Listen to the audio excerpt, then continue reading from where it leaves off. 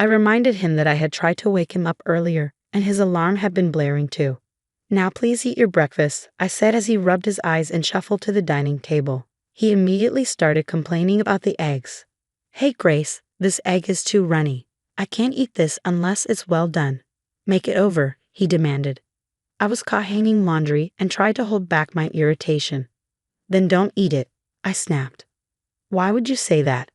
And this coffee is scorching hot. Mom always got the eggs and coffee just right." All right, I sighed, quickly redoing the eggs and letting the coffee cool. He ate hurriedly but left his plate on the table, rushing towards the restroom. "Wait up, you should clean up after yourself." "Gee, I'm short on time," he called back, dismissing his responsibility, even though the breakfast delay was his fault. Annoyed, I paused my makeup routine to clean up the dishes. While I was picking out my outfit, he called out again. "Grace, over here. Help with my tie." There he stood, the tie hanging limply around his neck, looking utterly helpless. "Seriously? You can't even tie your tie? What did you do before we got married?" "Mom always did it," he replied sheepishly. With a deep exhale, I knotted his tie, and somehow, we both managed to leave the house. This had become our routine. He never helped with any housework, and it felt like I was juggling everything and babysitting him too. Every time an issue arose, it was always, "Mom did it this way," or with Mom, "It went like that," always referencing his mother, Michelle. This routine dragged on for a year, and as the pressures mounted, thoughts of divorce began to creep into my mind. My father's insistence that marriage is forever echoed in my mind, tempering my frustrations. However, an unexpected hiccup at work led to my being assigned a week-long business trip starting the next day. When I broke the news to my husband that evening, he paused his video game, clearly surprised. "Hold up, a business trip for a whole week? It's out of my hands. Work's calling," I explained. "No way, who's going to cover for you here for a week?" he asked, irritation seeping into his tone. "You'll have to step up. It's about time you got a grip on the household duties," I responded. At that, he set down his controller and locked eyes with me. "Isn't a wife supposed to care for her husband and the house? Are you just bailing on that?" His question dripped with outdated expectations. "Seriously? That's such old-school thinking. We both have jobs. We should be a team." "I don't see it that way," I countered. "Well, Mommy was always on top of things at home," he retorted. I couldn't help but point out, but she was a stay-at-home mom. Honestly, it's kind of odd to hear an adult man constantly talking about his mommy. He bristled at this. "What's your deal, taking shots at me and my mom?" "I'm not, but let's be real. You're a mama's boy. This is how you see me? You think you can talk to me like that?" His defensiveness escalated, but I had reached my limit. "Face it, you're a mama's boy. You can't get up without help, can't even tie your tie, and won't lift a finger around the house. You're constantly comparing me to your mom. For once, handle your stuff." "Really? You're going to come at me like that?" That's why I was iffy about marrying someone older. I should have sided with Mommy and chosen a younger, perkier girl, he shot back. His words struck a nerve, and our conversation spiraled into a major blowout. "Even joking, you shouldn't say stuff like that." "We're married," I said, trying to anchor the conversation to the commitment we had made to each other. The tension between us was palpable, revealing the deep rifts that have formed in our relationship. When my husband hinted at divorce during our heated argument, I was taken aback. With a smug tone, he challenged, "You can't possibly want a divorce, can you? You wouldn't want to be labeled divorced. And think about what your dad said about sticking together." But then he sharply added, "Well, I just did. If you go on this business trip and leave me here alone, I'm seriously considering a divorce." With those words, he stormed off to our bedroom, leaving me stunned. Despite the shock, the idea of divorce lingered in my mind, something I had previously struggled with, as I didn't want to disappoint my parents. Yet now, it seemed like a viable option to contemplate seriously. With these heavy thoughts, I went to bed. Bright and early the next day, I was up preparing for my trip. The fallout from our argument was still fresh and weighing on me, but I had work commitments to attend to. I nudged Edward, who was still nestled under the covers. "I'm heading out. You better wake up or you'll be late for work."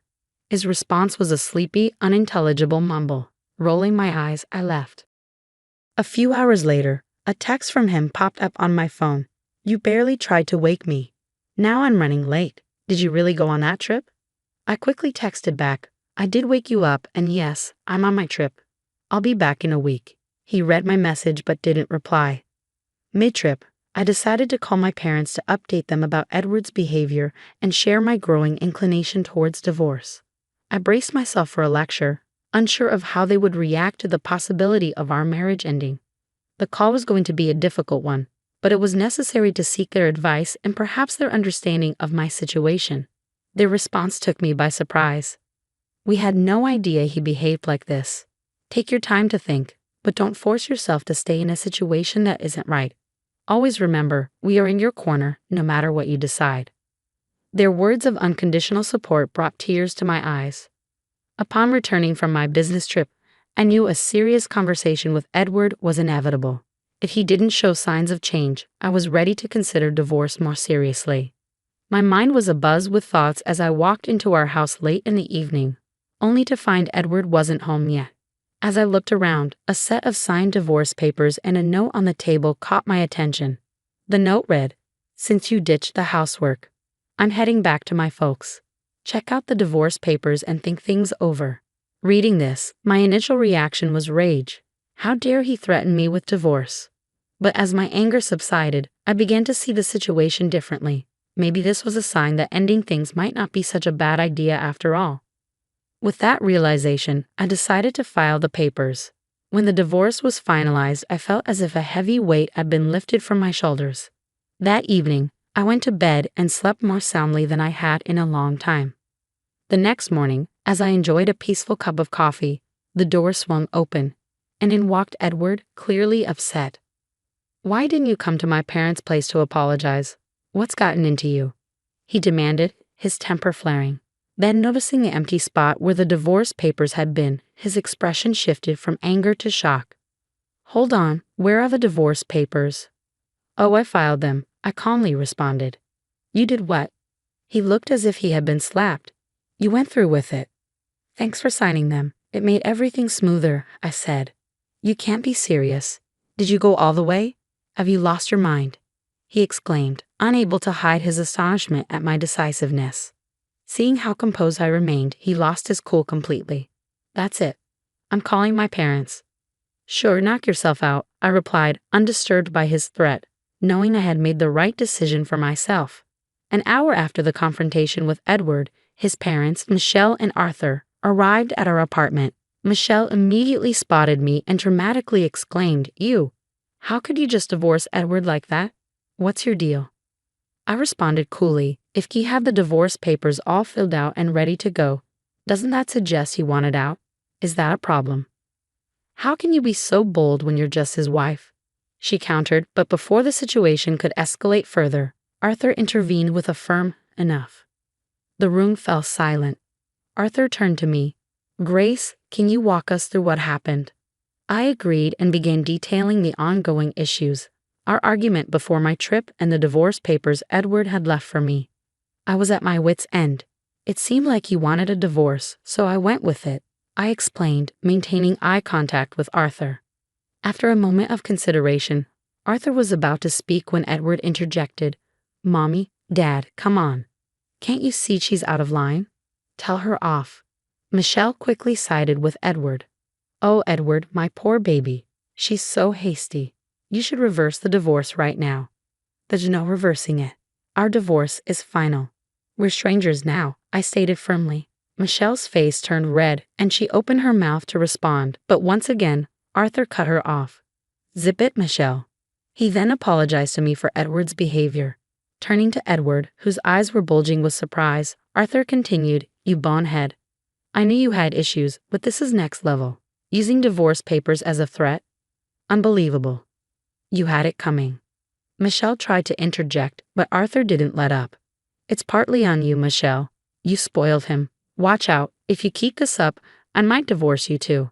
The tension in the room was palpable as Arthur confronted the reality of the situation, leaving Edward and Michelle at a loss for words.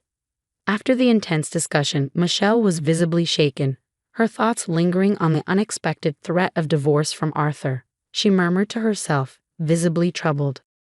As Arthur turned his attention back to me, His expression was marked by sincere regret. Grace, I deeply regret the trouble our clueless. I walked into the house after a long day at work, eager to relax, but something didn't feel right. The usual peace I hoped for was missing. As I passed by our small office, there he was, Greg, my husband, sitting at the desk, papers spread out in front of him. And not just any papers, my personal files, bank statements, and journals. The realization hit me like a punch. My heart pounded as I tried to make sense of what he was doing. What? What are you doing, Greg? I asked, my voice quivering with a mix of anger and disbelief. He looked up slowly, not the least bit apologetic. Just checking on things, Emma, he replied calmly, his tone patronizing. With the baby coming, I need to know everything's in order. His nonchalance stirred a deep anger within me, one I had tried to bury for too long. You have no right to go through my things, I said, trying to keep my voice steady, trying to hold onto whatever shred of respect I had left for him. Greg barely flinched. Instead, he leaned back, crossing his arms as if I were the one overreacting. Emma, your finances are our finances. If there's a problem, it's my business too. You're about to be a mother, and you're acting like I don't have a right to know. Don't we all need to be responsible here? His words were smooth, like he'd rehearsed them, but the look in his eyes was hard. He was crossing a line he didn't even seem to see. But it wasn't just about today. This was about the months I'd spent watching Greg and his mother, Susan, slowly take control of my life, invading my personal space, my decisions, and even my thoughts. That evening, I couldn't sleep. I tossed and turned, Greg snoring peacefully beside me, while my mind raced, replaying our conversation and every red flag I'd ignored. Since the moment Susan had moved in temporarily to help with the pregnancy, my life had felt like a tightrope walk. And yet, in every decision, Greg sided with her. If I wanted space, she needed to help. If I expressed a preference, I was being difficult. My wants and needs became secondary, and then, it seemed, they became invisible. The next day, I confided in my best friend, Rachel. We met at our usual coffee shop, a place where I felt like I could breathe. Rachel listened carefully, her eyes widening as I poured out everything I'd been holding back.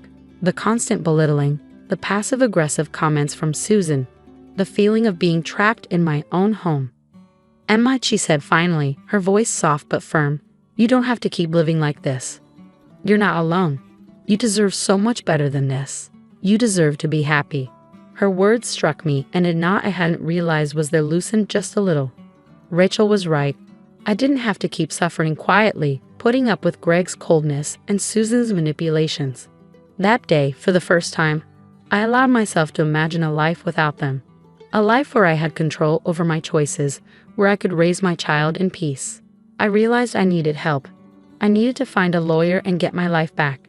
A few days later, I walked into the office of a family attorney named Ben.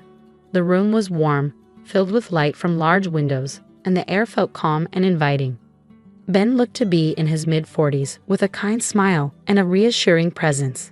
I felt a glimmer of hope as I sat across from him and explained my situation. I feel like I'm constantly being watched, I said, my voice breaking as I described Susan's overbearing presence, Greg's constant siding with her, and how they both managed to isolate me from friends and family. It's like you're trying to erase me. Ben listened intently, nodding with understanding. When I finished, he leaned forward.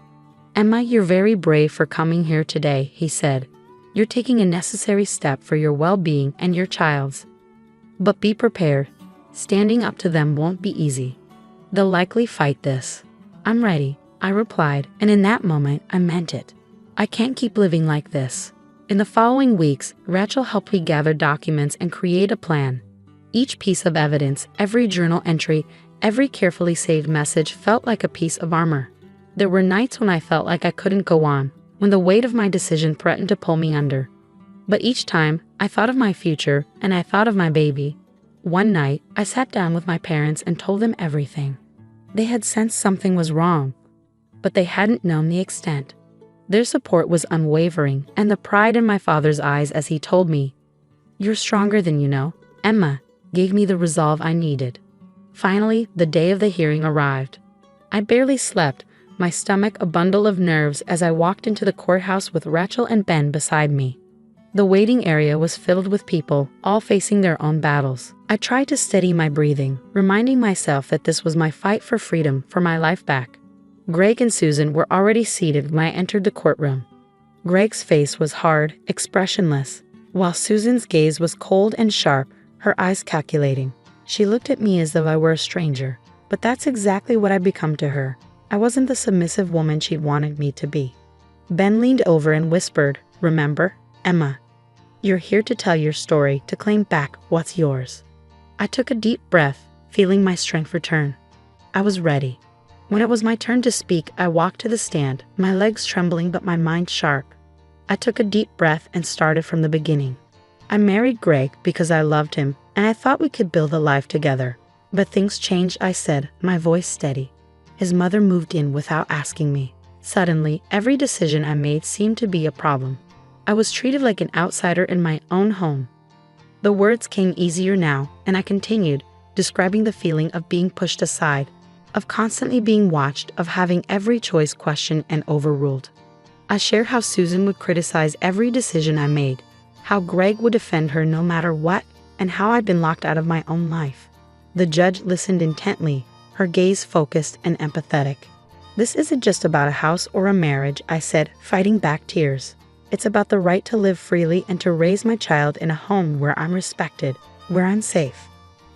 Greg's lawyer presented his side, painting me as overly sensitive, accusing me of trying to separate Greg from his family. They claimed Susan was only trying to help. But when I looked at the judge, I saw that she was listening, really listening to my words. She could see through their words, and that knowledge gave me strength. That night, just as I was beginning to feel some hope, Ben called. "Emma, we need to meet," he said, his voice serious. "Greg and Susan are planning to claim you're emotionally unstable. They're trying to prove you're unfit to be a mother." I felt anger rise within me, hot and unyielding. "They're lying. I've done everything to hold this family together, and they're the ones tearing it apart." Ben nodded. "We'll gather more evidence. Their claims are desperate, and the judge will see that. But be prepared. They won't back down easily." Over the next few days, Rachel and I worked late into the night, gathering more proof. I combed through my journals, recounting every hurtful moment, every degrading comment. The memories were painful, but each one steeled my resolve. I would not let them win. Finally, the day of the final hearing arrived. The courtroom felt colder, the tension palpable. Greg and Susan sat across from me, their faces hardened. I could feel their resentment, their anger. But I was beyond caring. This was my fight, and I was ready to see it through. As I spoke, I laid bare every moment of manipulation, every instance of feeling like a prisoner in my own home. I described the pain of being isolated, the nights I'd spent crying in silence, feeling like I was disappearing. I could see the judge's expression soften, her brow furrowing as she absorbed my words. Finally, Greg's lawyer tried once more, repeating their claims of my supposed instability. But I saw the judge's expression shift. She wasn't buying it.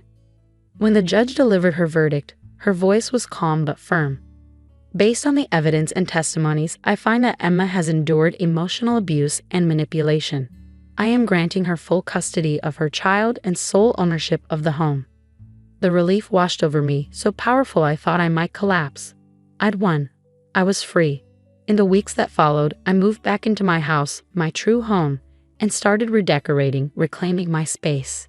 Every brushstroke of paint, every new piece of furniture felt like a step forward, a small victory in rebuilding my life. And as I stood in what was now my baby's nursery, looking out the window with my hand on my growing belly, I whispered a promise to my child. "You'll grow up in a home filled with love and respect, a home where you can be anything you want to be."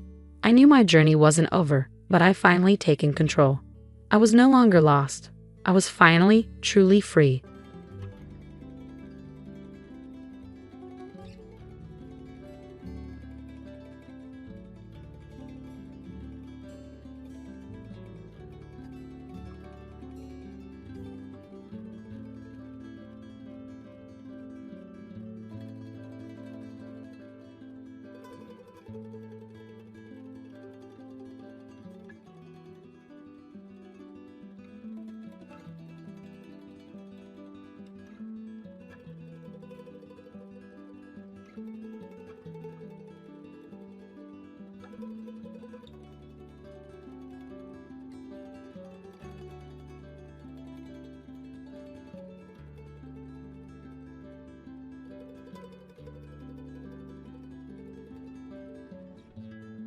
My mother-in-law said something really hurtful to me while we were at a restaurant. She made it clear she didn't think I belonged there. She even hinted that because I wasn't her blood relative, I didn't matter as much. It made me so mad that I wanted to leave right away. As I got up to go, she stopped me and told me to pay for the meal if I was leaving early. But I wasn't about to pay for someone else's food after being treated like that. I stood my ground and refused. My name is Maya, and I work in an office. My husband Terrell and I are happy together, except for one big problem, his mom. She's always criticizing me and meddling in our lives. Even when I tell Terrell about it, he doesn't see the problem. He thinks she's just being a caring mom, but I know better. As time went on, my mother-in-law's interference in our lives got even worse. She had a key to our house, given to her by my husband, and she just let herself in whenever she pleased. She criticized everything and spread rumors about me to our neighbors. I begged my husband to move us somewhere else, but he didn't seem to care much, too caught up in his work. Then, something changed. He got a big promotion and a raise thanks to a successful project. Seeing this as our chance to make a fresh start, I suggested we start a family. Now that we have more money, maybe it's time to think about having kids, I said, hoping this would make him realize how toxic his mother's behavior was. But he had another idea. He thought if we were going to have children, we should live in a town that's better for them. There aren't many places for kids to go here, like daycare centers or parks. Shouldn't we move somewhere more family-friendly? Finally, he agreed to move, which made me even happier than his promotion did. But that happiness didn't last long.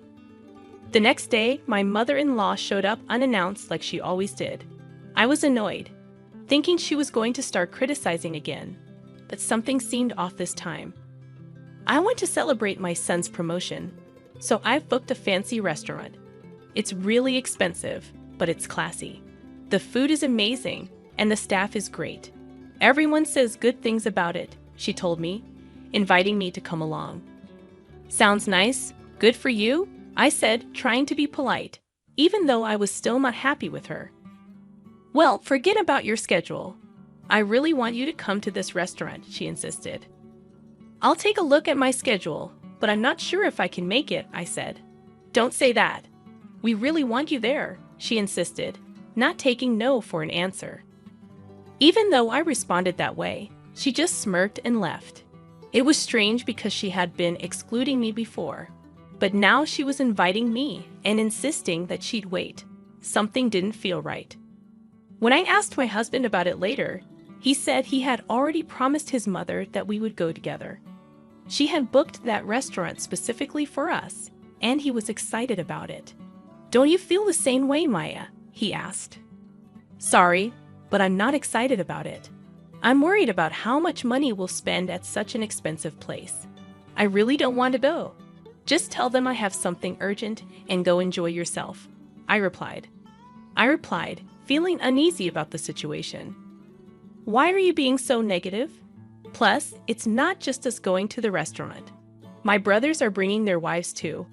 It wouldn't look good if you weren't there with the whole family, my husband insisted, excited about going to a fancy restaurant for the first time. Even though I didn't want to go, I felt like I had to. My husband wasn't listening to me anymore. If he trusted my mother-in-law more than me, I decided to secretly record her behavior with a voice recorder I bought online. I had a feeling she would continue her harassment at the celebration. I planned to record it and play it for my husband later. If he still didn't believe me, I was ready to consider divorce.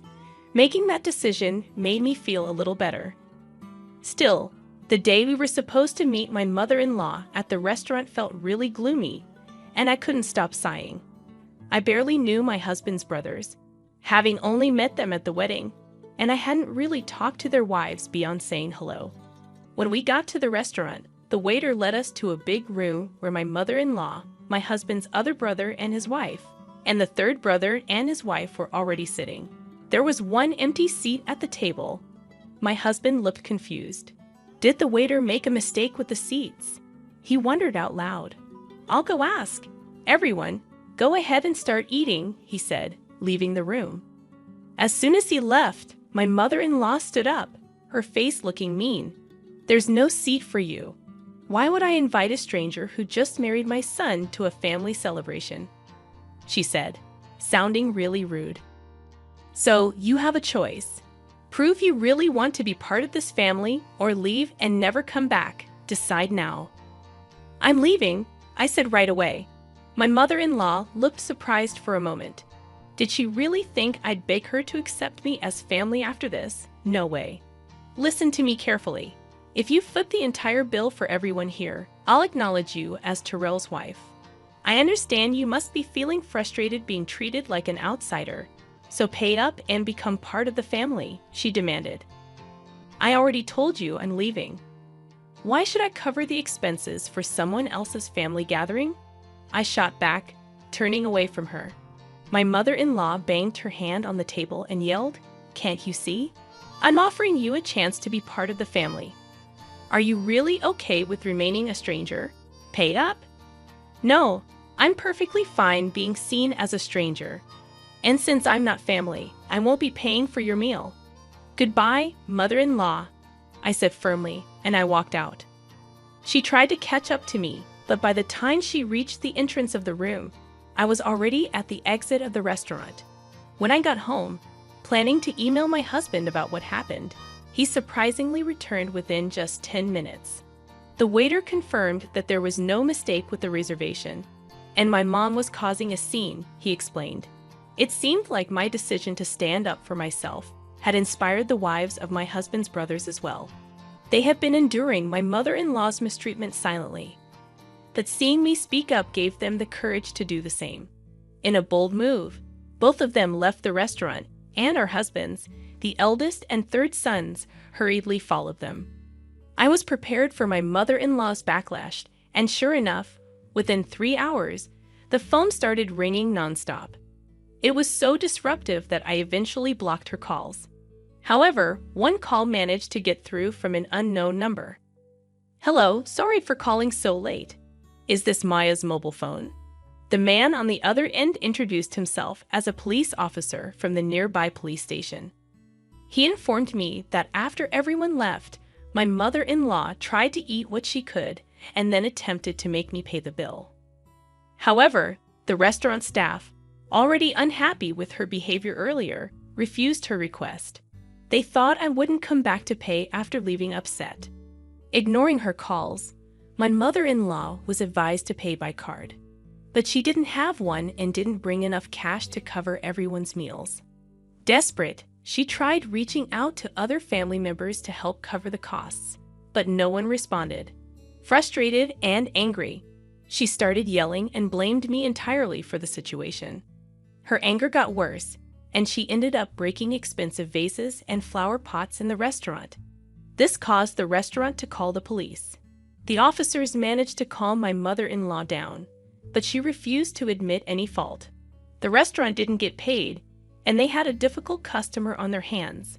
They asked the police to escort her home. Feeling guilty for ignoring a call from the police, my husband and I reluctantly went back to the restaurant.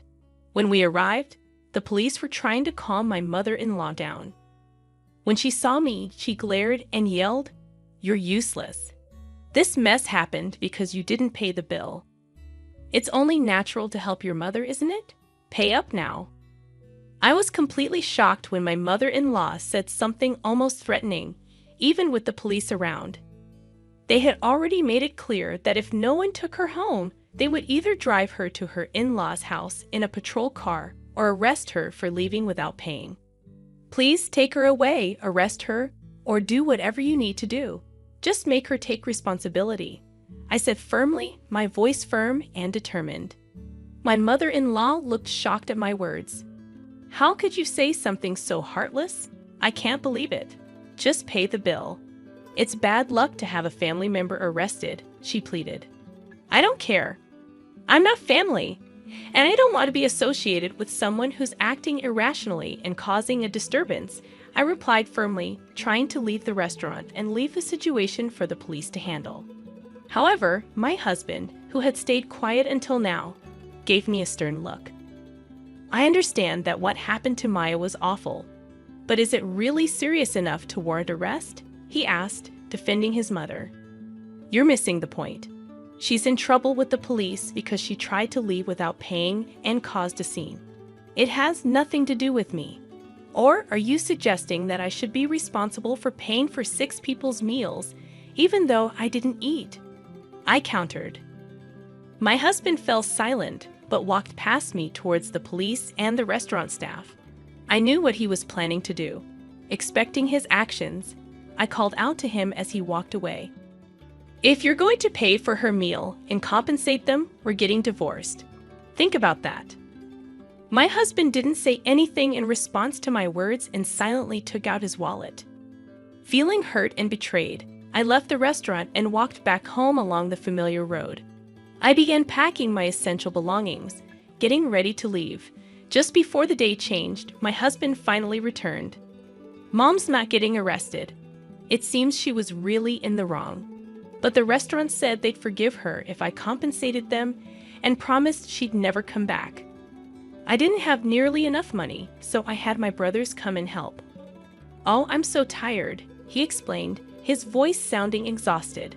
He kept talking about what happened after I left, seeming irritated by my lack of response. Then he noticed my packed bags and approached me. Hey, what's with these bags? He asked, looking confused. I'm getting ready to leave because we're getting divorced. I told you that if you sided with her, we get divorced. You can't say you didn't hear me, neither can you, I replied firmly. My husband looked down at me, his eyes filled with astonishment. Then he lifted his gaze and began to shout, What's happening? You've been acting so strange today. I understand that Mom did something terrible, but why do we have to get divorced? I've told you I'm being mistreated, asked, and even with evidence and others backing me up, you still choose your almost arrested mother over me. Isn't it weird that I want to divorce someone who acts like that? I've had enough. He kept saying things, but I didn't really listen. I focused on leaving the house and getting ready for the divorce. The next morning, I went straight to get the divorce papers. When I signed and handed them to my husband, he made a scene about not wanting to divorce. But when I mentioned getting a lawyer involved, he reluctantly signed, and I sent the papers off right away. Finally, I was free to be on my own again. Later on, my husband moved out and went to live with his parents. Turns out, he relied on me a lot for housework, so he couldn't manage it alone. The house soon became a mess. Not liking the untidy environment, he ended the apartment lease and went back to his parents' house. In addition, the eldest and third sons experienced similar outcomes. On the day my husband called them to help with the compensation, they each had arguments with their wives. The wives refused to pay for something that was their mother's fault, but the brothers decided to use their savings to assist their mother without consulting their wives. This led to heated arguments and cooled feelings of love, resulting in discussions of divorce. Both brothers ended up returning to their parents' homes and refusing to do any housework. Ultimately, my mother-in-law and her 3 immature sons also moved back to their parents' house. This situation became a source of gossip among the neighbors, who spread rumors that the wives had abandoned all 3 brothers. Mother-in-law dismissed these rumors, defending her sons and blaming their wives for their troubles. Upon hearing the story, my husband nodded smugly, convinced that divorcing them was the right decision. However, my relationship with the neighbors remained good, and they didn't believe the rumors. They knew about my mother-in-law's unpleasant personality and kept their distance, quietly amused by her antics. As time went on, my mother-in-law gained a reputation as a failed parent who couldn't raise her sons properly. Meanwhile, my ex-husbands earned the label of mama's boys in the neighborhood for siding with their mother instead of standing up for their wives. Despite their persistent attempts to contact me, I changed all my contact details and moved to a new house. They couldn't find us, and they spent their days constantly complaining. Since cutting ties with my mother-in-law and the others, my life has become much more enjoyable. Being free from the stress of dealing with her is a huge relief, and making new friends has been wonderful. During the divorce process, I bonded with the ex-wives of my ex-husband's brothers over our shared frustrations with my mother-in-law. Now, we often go out for meals and enjoy shopping together on weekends. I even find myself grateful to my ex-husband for introducing me to such wonderful friends. In 2 days, we're all planning to visit a new cafe. We can finally do what we want, and it feels incredibly liberating. I want to lead my own life without getting caught up in toxic relationships, and I'm genuinely thankful for the friendships I've found. I believe I would still be feeling lonely if it weren't for them. I'm truly grateful, and I hope these friendships last a lifetime.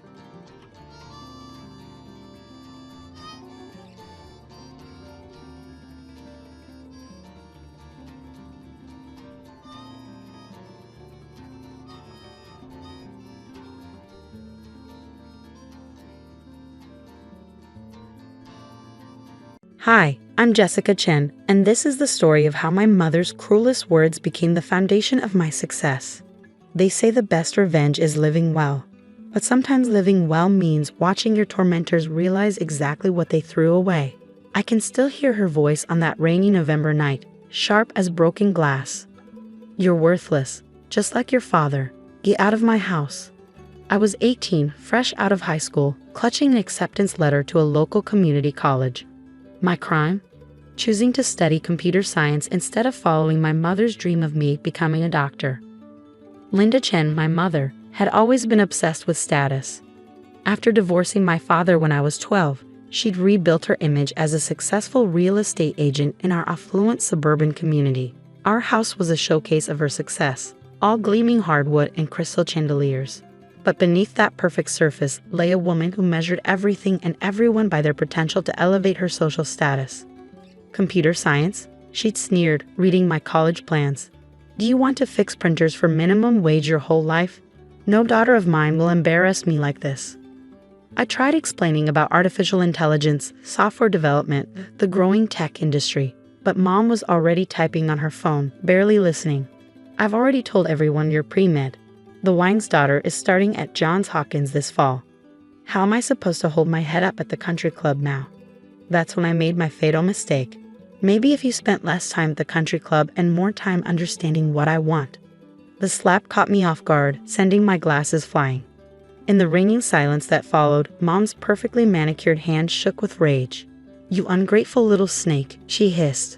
"I gave up everything to give you the best life. Your loser father hasn't paid child support in years. But I made sure you had designer clothes, piano lessons, everything. And this is how you repay me."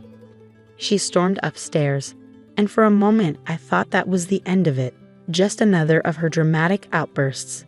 Then she returned with a garbage bag full of my clothes, throwing it at my feet. "Get out. Go live with your worthless father if you want to throw your life away. I won't watch you become a failure." "Mom, please." I said, "Get out." She grabbed my arm, nails digging in, and practically dragged me to the door. "Don't come crawling back when you're living in some filthy apartment fixing computers for minimum wage." The door slammed behind me, leaving me alone in the rain. I was 18, had $342 in my savings account, and nowhere to go. My father lived 3 states away, struggling to keep his small computer repair shop afloat. I hadn't seen him in person since the divorce.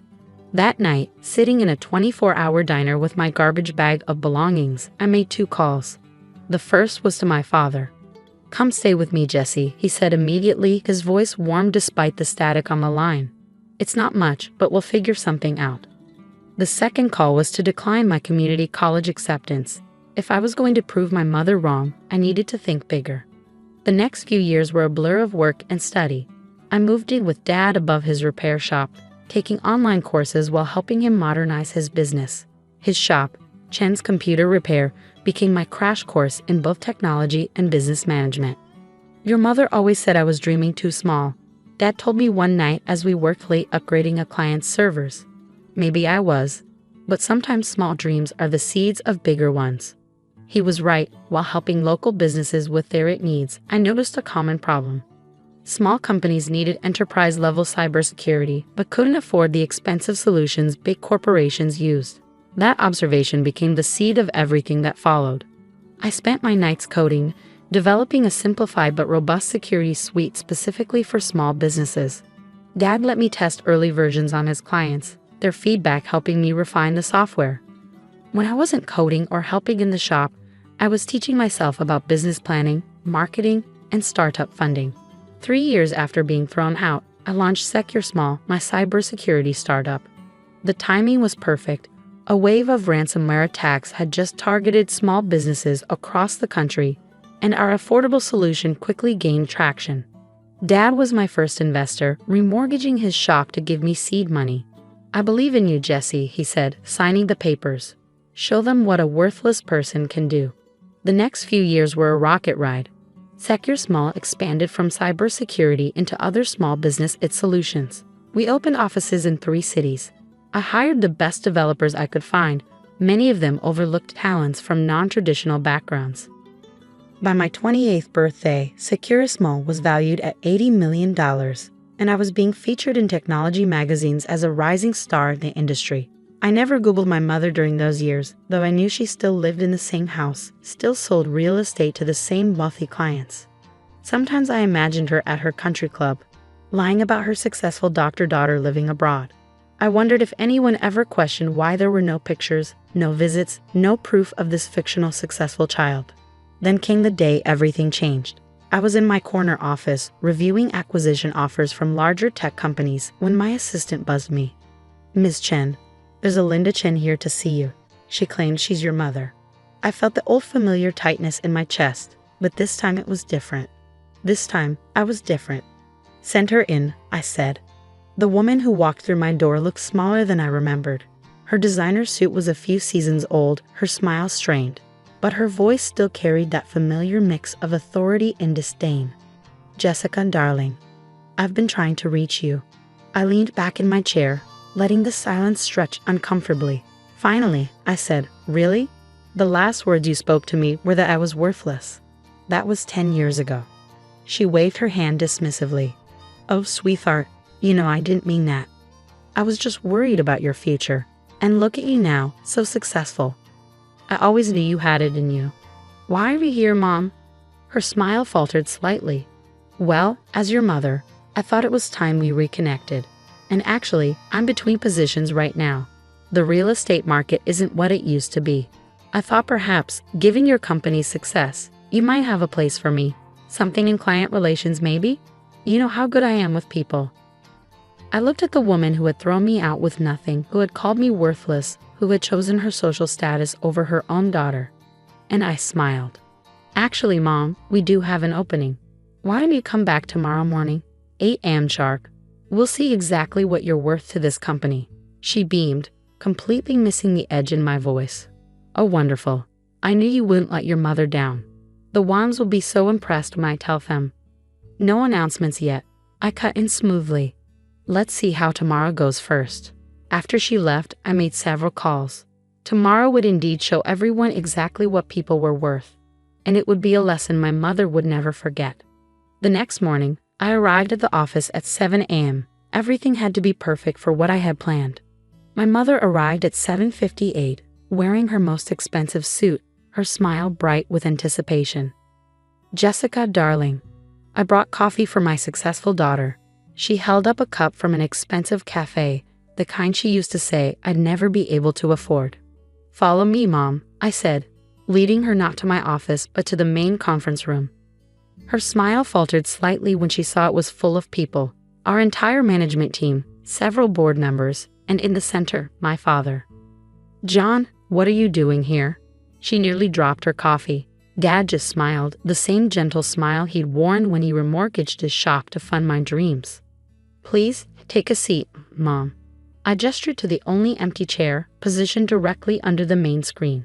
"You wanted to see what position you might be worth in this company. Let's discuss that." I moved to the front of the room, clicking to the first slide. It showed a garbage bag full of clothes on a rainy doorstep. 10 years ago, Linda Chen threw her 18-year-old daughter out of the house for choosing to study computer science instead of medicine. She called that daughter worthless. I clicked to the next slide, security footage from that night at the diner. That daughter had $342 to her name. Mom's face had gone pale. "Jessica, this is hardly appropriate for a business meeting." "Oh, but it is," I continued smoothly, "because Secure Small's core values are built on recognizing worth in unexpected places." We hired talented developers who taught themselves coding in libraries because they couldn't afford college. We create solutions for small businesses that bigger companies deemed worthless. Everything we do is about seeing the value others miss. I clicked through more slides. Dad's shop, early versions of our software, our first tiny office. When we evaluate potential employees, we look at three things: their skills, their character, and their judgment of worth. So let's evaluate Linda Chen. I turned to face her directly. Skills first. You were a successful real estate agent, specializing in luxury properties. But according to public records, you haven't closed a sale in 8 months. Your license is currently suspended pending investigation of misrepresented property values. Mom's face flushed red. That was a simple misunderstanding. Character next, I continued as if she hadn't spoken. You abandoned your ex-husband when his business struggled, then prevented him from seeing his daughter. You threw that daughter out for not conforming to your image of success.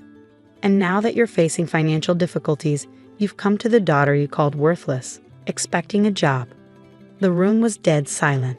Even the usual traffic sounds from outside seemed muted. Finally, judgment of worth. 10 years ago, you looked at a bright, ambitious 18-year-old and saw nothing of value because she didn't fit your narrow definition of success. You looked at a hardworking small business owner and saw a loser. Your judgment of worth has consistently been not just poor, but actively harmful.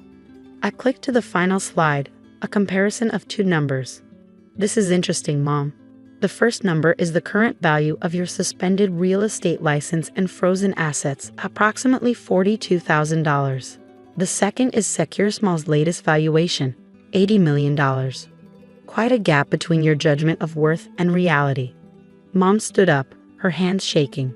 I get it, Jessica. You've made your point. You're successful, and I was wrong. I'm sorry. Now can we discuss my position here like adults? I smiled. Oh, we are discussing your position. In fact, I do have a job for you. Her eyes lit up with hope. We're launching a new initiative to provide training and cybersecurity solutions to small computer repair shops. Dad's shop was our prototype location. We're expanding to 500 shops nationwide this year. I handed her a folder. Inside you'll find a job offer. Entry-level technical support. 6-month probationary period. Starting salary matches our standard entry-level package. You'll work at Dad's shop, learning the basics of the industry you once dismissed. If you complete the training successfully, you'll have the opportunity to advance based solely on your merit, not your connections, not your status, not your relation to me. She stared at the folder like it might bite her. Technical support? At John's shop? But I'm your mother. No, Mom. 10 years ago, you made it very clear I wasn't your daughter anymore because I was worthless. You can't take that back just because my worth now comes with dollar signs attached. I turned to the room, meeting adjourned, everyone. Thank you for your time. As people filed out, Mom remained frozen in her chair, clutching the folder. The choice is yours, I said quietly. You can take the job, learn the industry from the ground up, and maybe eventually understand what real worth looks like. Or you can walk away. Either way, this is the only offer you'll ever get from me. Dad waited by the door as Mom slowly stood up, her perfect makeup streaked with tears. I need time to think, she whispered. Take 24 hours, I replied, just like you gave me 10 years ago. After she left, Dad wrapped me in a hug. You okay, Jessie? I nodded against his shoulder. You know what's funny, Dad? Part of me hoped she'd take one look at that entry-level offer and storm out in outrage. It would prove she hadn't changed at all. And now? Now I almost hope she takes it, not for her sake, but because maybe, just maybe, she'll learn what we learned. That worth isn't about status or appearances. It's about what you build, what you contribute, how you treat people. The next morning, I arrived at work to find Mom waiting in reception, wearing a simple blouse instead of her designer suit. I'll take the job, she said quietly. I nodded. Report to Dad's shop tomorrow at 8 a.m. Don't be late. As I watched her leave, I thought about worth. How we measure it, how we create it, how we recognize it in others. My mother had thrown away a daughter in search of status. She'd lost everything chasing an image of success. Now she had a chance to learn what real success looked like, from the ground up. Would she learn? Only time would tell. But I had already learned the most valuable lesson. Sometimes being called worthless is just the beginning of proving your true worth. Today, Secura Small continues to grow. We've helped thousands of small businesses protect themselves in the digital age. Mom, she's still working at Dad's shop, slowly learning the industry she once dismissed. Sometimes, when I visit the shop, I catch her watching me with a mixture of pride and regret. Last week, she successfully completed her first solo computer repair. Dad sent me a photo of her proud smile, so different from her old country club smirk. Maybe she's finally learning that real worth isn't in what you appear to be, but in what you actually do. As for me, I keep that old garbage bag in my office closet. Not as a reminder of pain, but as a reminder that being called worthless doesn't make it true. Sometimes it just means others fail to see your worth. And proving them wrong, that's the sweetest success of all.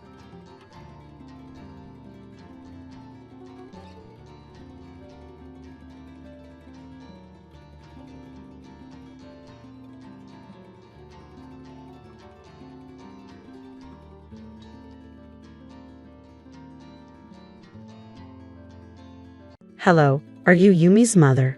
I'm calling from the nursery school. Ha! What is it? I was puzzled by the sudden call from the nursery school. At first, I thought it might be some kind of prank, but then the teacher on the other end of the line spoke in a somewhat stern tone. Could you please come to pick up Yumi? The time we can keep her has already passed. I couldn't comprehend what I was hearing. I am sorry, but my daughter passed away a month ago. My name is Hazel. I'm 28 years old and I work as a company employee. Currently, I'm dating a man named Nathan. We met at a mixer, and since we were the same age and had similar interests, we hit it off. He seemed like a typical company employee, stable, calm, and sensible. These qualities are important to me, especially since we're at an age where marriage is on the horizon. It's no longer just about appearances. Nathan is a kind person who exceeds my expectations and makes me feel at ease. On our dates, he always comes up with creative ideas, and when we spend time at his place, he prepares delicious meals with impressive skill. This eggplant dish is really good, isn't it? He said one evening, serving up a meal. It's surprisingly easy. I just make it quickly in the microwave. That's amazing. You're really good at Japanese cuisine, I replied, impressed. Yeah, actually my family runs a small restaurant. Really? This was something I learned when we first started dating. Nathan's family lives in the countryside and operates a small restaurant. He learned to cook from his father, who is a chef, and as a result, he's very skilled in the kitchen, capable of making a variety of dishes. Do you have any siblings? I asked. Yeah, I have a younger sister, he answered. Knowing that he had a sister meant he was the eldest son, which made me wonder if he might take over the family business someday. What are you thinking about doing in the future? You know, with your job, I inquired. After a pause, he replied, after working at the company for a bit longer, I plan to return to my hometown and take over the family's small restaurant. I think I'll start with a training period. Oh, is that so? I was a bit taken aback by his plans. If we were to get married, I'd have to leave my current job and move with him. I work as a web designer, and I really enjoy my job. I hadn't considered quitting anytime soon. But at the same time, I wanted to be with Nathan. Before I knew it, I found myself discussing this dilemma with a senior colleague at work. Then why don't you try applying for remote work? She suggested. Really? The advantage of our job is that we can do it anywhere as long as we have a computer. If you manage your work properly, some companies will allow you to work from home. I'm sure your company can accommodate that too. Is that so? Hearing her words filled me with hope. This meant I could continue my current job even if I moved with Nathan. In fact, after I talked to Nathan about the future, he admitted that he had been thinking he would have to make me quit my job and take me with him if we got married, which had made things feel a bit awkward between us. I immediately asked my boss if it was possible to switch to remote work. If you meet the criteria set by the company, there should be no problem, was the response. As for the internet connection and computer, everything was falling into place. This meant that if I wanted to, I could move to Nathan's hometown right away. After confirming with my boss, I shared the news with Nathan on our next date. Really? So you mean you can continue your current job while living in my hometown? He asked, a mixture of surprise and relief on his face. Yes, that's possible, I replied with a smile. That's great. He looked genuinely relieved. and seeing his expression made me feel the same way. It didn't take long after that for us to decide to get married.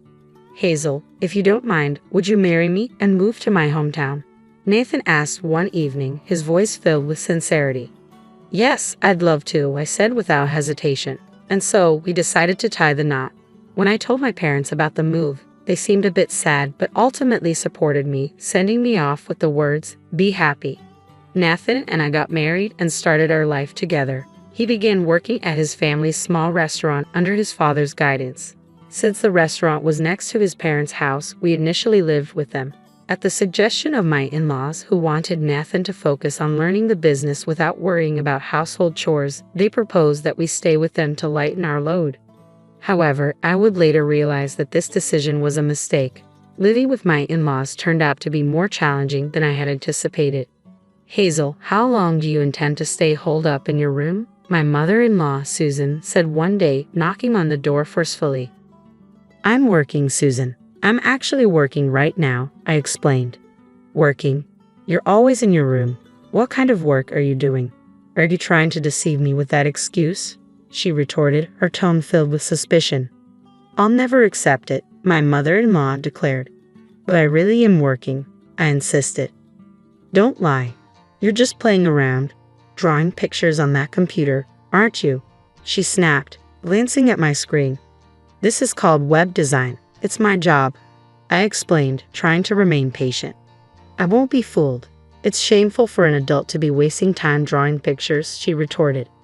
My mother-in-law likely held old-fashioned views and didn't seem to grasp the concept of working from home. To her, I wasn't really working. I was just cooped up at home, neglecting household chores. I never thought I'd have such a lazy daughter-in-law. Nathan is working hard to become first class, and here you are, playing around like a parasite. Try to be more useful, she criticized almost daily, making it increasingly difficult for me to concentrate on my work. Desperate to change the situation, I decided to talk to my husband about it.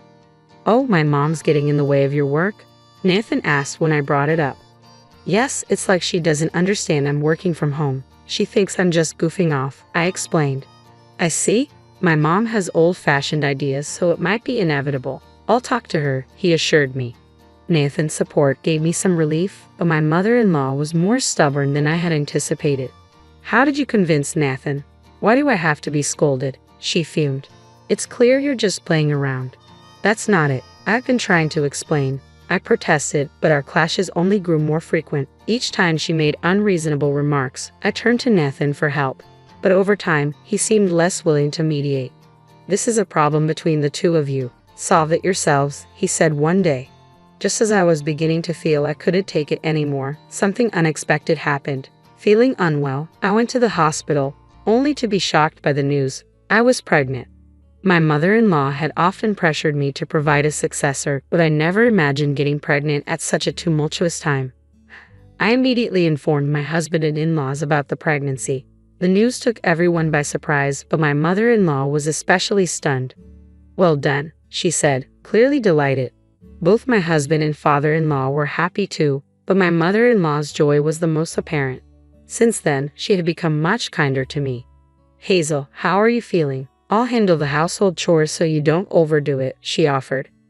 Her sudden change in attitude was a relief.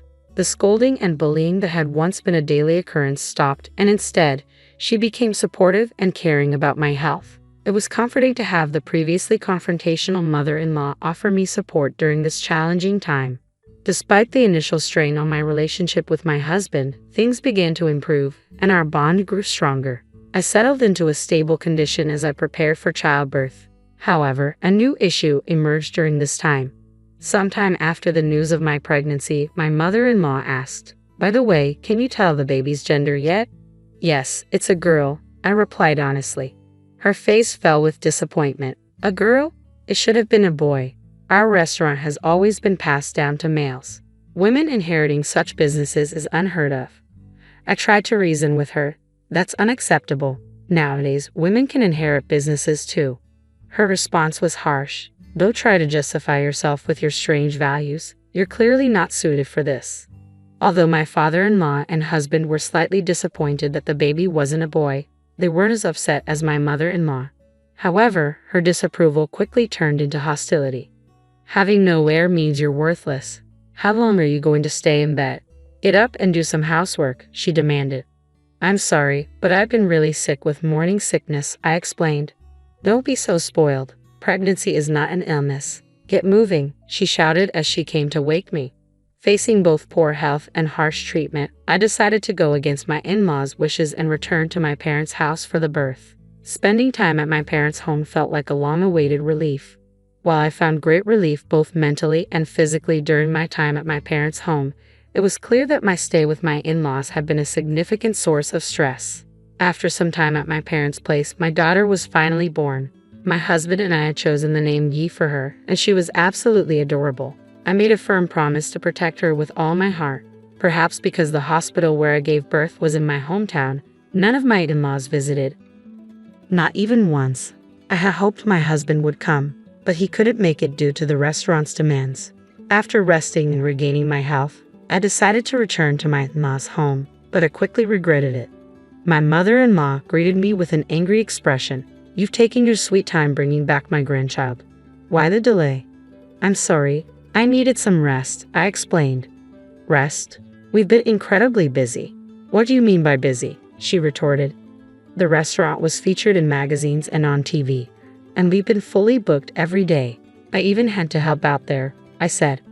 I see. That's why I need you to come to the restaurant immediately, my mother-in-law demanded. Feeling overwhelmed, I saw no other option. My husband also urged me to help, explaining that the restaurant was in trouble.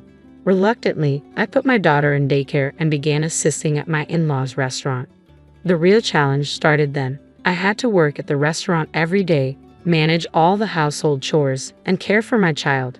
My health was deteriorating, and on top of that, I was subjected to constant verbal abuse from my mother-in-law, which pushed me to my mental limits. Amidst all this, one day, I suddenly collapsed and was diagnosed with a stress-induced gastric ulcer. After regaining consciousness, I explained my situation to the doctor, who advised that I would need a longer hospital stay than usual. When I informed my mother-in-law, her response was devoid of concern. What a troubled woman, she said dismissively over the phone. Meanwhile, my husband apologized, saying, I'm sorry for pushing you too hard. But it felt too little, too late. I couldn't shake the feeling that he too was responsible for letting things spiral so badly. During my hospital stay, Rose, who worked at a small restaurant, came to my aid. I'll take care of you, she said. I'll handle the drop-offs and pickups for your daughter.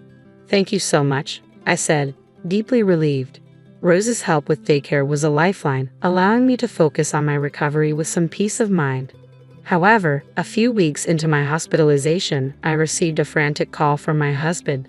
Hazel, please calm down and listen. Yumi, she's died. She was caught in a big fire, and her body couldn't be saved. The words struck me like a blow, and I could barely process the news. I'm sorry, but I'm also suffering, he said. The shocking news left me deeply unsettled. When I returned to my in-laws' home after being discharged, I was met with the grim sight of an urn containing my daughter's ashes. Overwhelmed with grief, I was further stunned by my husband's next statement. I'm giving you this urn and asking for a divorce. I can't continue our marriage with the loss of our daughter and the ongoing issues with my mother. I understand if you're fed up with the situation. I am, I said. I'm done with your mother's bullying and your inability to protect me. I'll leave. Determined to move on, I decided to leave my in-laws' home and pursue a divorce. When I returned to my parents' house, their warm welcome provided a much-needed source of comfort in the depths of my sorrow. When I explained my situation to my company where I had been taking time off, they were understanding and allowed me to extend my leave. After a month of rest, I received an unexpected phone call. Hello, is this Yumi's mother? This is a staff member from the nursery. Why are you calling? I was initially puzzled and thought it might be a joke. But the voice on the other end was stern.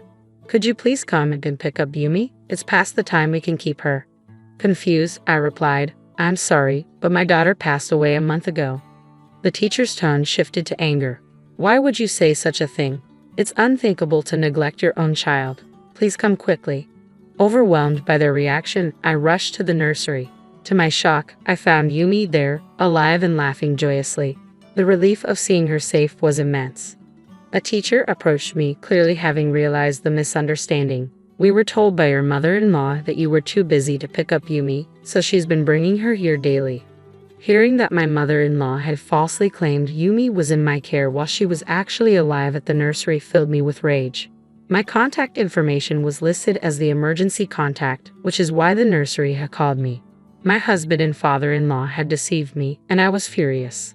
Taking Yumi, I returned to my parents' home. As I settled in, I received a call from an unknown number. It was my mother-in-law. "Why did you take Yumi back without permission?" she yelled. I retorted, "Why did you lie about Yumi's death? I found out she was alive and left at the nursery. If you all want to lie to make things easier for yourselves, that ends now. I will raise my daughter myself. Do as you like, but don't contact me again." My mother-in-law was silent and then hung up. Fueled by anger, I resolved to uncover the full truth about the situation. I went to my in-laws' house armed with important documents. "What are you doing here?" my mother-in-law asked, visibly surprised. That day, the restaurant was closed and the whole family was at home, including another key person. "I've come to discuss the affair between Nathan and Rose," I said. The mention of the affair visibly shook my in-laws. "Affair? What are you talking about?" my ex-husband asked, his face paling. I presented documents proving that Rose was pregnant and that Nathan was the father. According to these, Rose was pregnant around the time I gave birth. While I was in the dark, you two were involved in an affair that led to this pregnancy. To cover it up, you lied to me about Yumi's death. Their faces turned even whiter as they absorbed my words. I'm relieved that Yumi is safe, but I will be demanding compensation for my mental distress and child support, I declared. My ex-husband began to apologize profusely. "I'm truly sorry. It was wrong. This was all my mother's idea, and I was against it. We intended to put Yumi in a child welfare institution." "Child welfare institution? What are you talking about?" I demanded. He revealed a shocking truth. The plan had been to fake Yumi's death and place her in a child welfare institution to avoid paying compensation and child support. My anger reached its peak. "I'm truly sorry. Please, I beg you to overlook the compensation and child support," he pleaded. "There's no way I can forgive that. I'm going to sue you. Be prepared," I replied, and left the house. Following these events, I demanded compensation from Nathan and Rose and sought child support from my ex-husband. I also detailed the situation to neighbors, regular customers of the restaurant, and mothers from the nursery school. The scandal spread quickly, tarnishing my in-laws' reputation. As word spread on social media and even new customers who had heard about the restaurant through magazines stopped coming, the family's small restaurant was forced to close within a year. It felt like just deserts for their despicable actions. Meanwhile, I continued working from home at my parents' house, focusing on raising my daughter. She's growing up well, and both my parents and I are delighted to see her thrive. I plan to keep working hard for her future.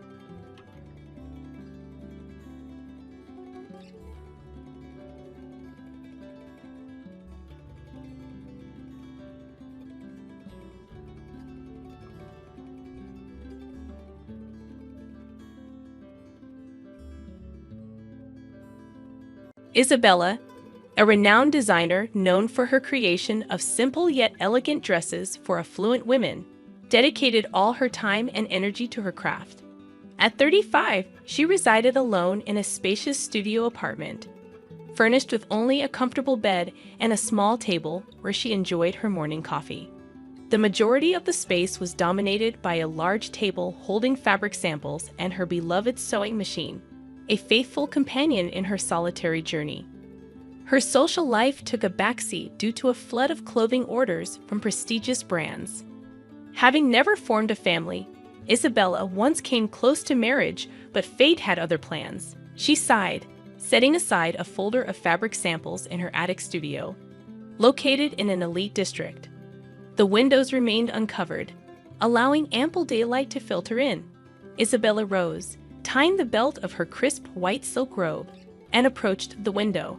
The evening city below sparkled with golden lights, and farther away, the bay gleamed with lanterns along the main promenade. Evenings brought a stark awareness of her loneliness, unlike the busy days filled with creativity and work. The glittering city beneath made her feel like an invisible comet traversing a desolate cosmic space. Isabella sighed again, shifting her gaze from the distant city to her reflection in the glass. Her dark curly locks framed her face, and round reading glasses suited her well. Bright blue eyes, inherited from her mother, showed barely noticeable crow's feet. Isabella still possessed the beauty of her youth, often surprising others who assumed she was no older than 28. However, she believed such compliments were mere flattery. Looking into her own eyes, Isabella saw the echo of years spent in solitude, feeling akin to an ancient crone. Initially, she fought against this feeling, attempting to combat loneliness by donning a long black dress and wandering among brightly lit expensive storefronts or dropping into noisy bars. There, she would order lemonade, immersing herself in the music that once brought joy when shared with Javier, her fiancé. Memories of Javier's lively face and chestnut eyes filled with love haunted her, yet she rebuffed attempts by others to introduce themselves during her outings. Eventually, the walks became unbearable, leading Isabella to abandon evening excursions altogether. Instead, she immersed herself in her work, watched black and white movies, read, or doodled in her sketchbook until the late hours. Isabella ran her hand through her hair, pushing away memories. Turning from the window, she glanced at the wall clock. A gift from designer Hugo Martinez, its black and white dial showing 10 minutes to 10. Another call was imminent. The unraveling of Isabella's story began 7 years prior, a few months after her failed wedding. Suffering from the sudden disappearance of Javier, her fiancé, on their wedding day, Isabella mourned deeply. Taken in by her sister Mercedes and her husband, Isabella spent days staring blankly at the floral pattern on the wallpaper in a small room under the roof. It was in that room, as night approached and darkness enveloped her, that something peculiar occurred. Her unlit room became a canvas for disjointed images from the past. Memories of laughter, discussions of dreams, and promises of love flooded her mind. She vividly recalled the first date, walks in the park, and evenings by the fireplace.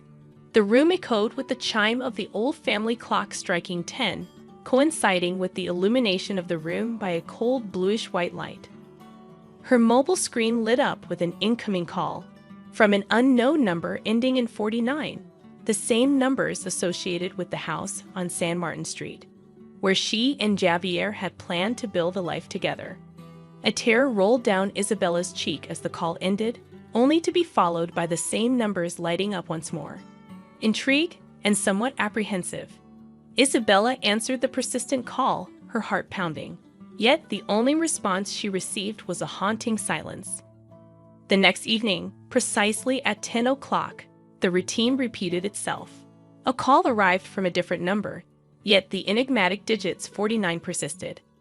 Pressing the answer button, Isabella faced the familiar silence on the other end.